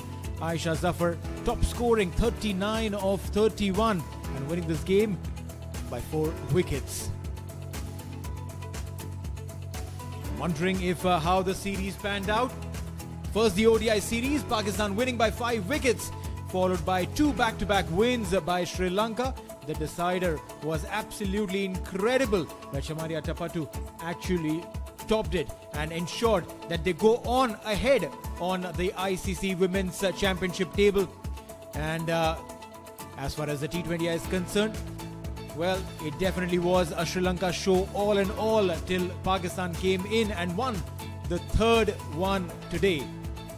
From all of us here, from this beautiful city of Dambulla and this fantastic venue at the Rangiri Dambulla International Cricket Stadium, we say thank you to everyone who hosted us here and joined us for every single game, every single moment. We've been entertained thoroughly, and love that has been shown by the Sri Lankans. We'd love to come back again. Thank you so much and see you soon.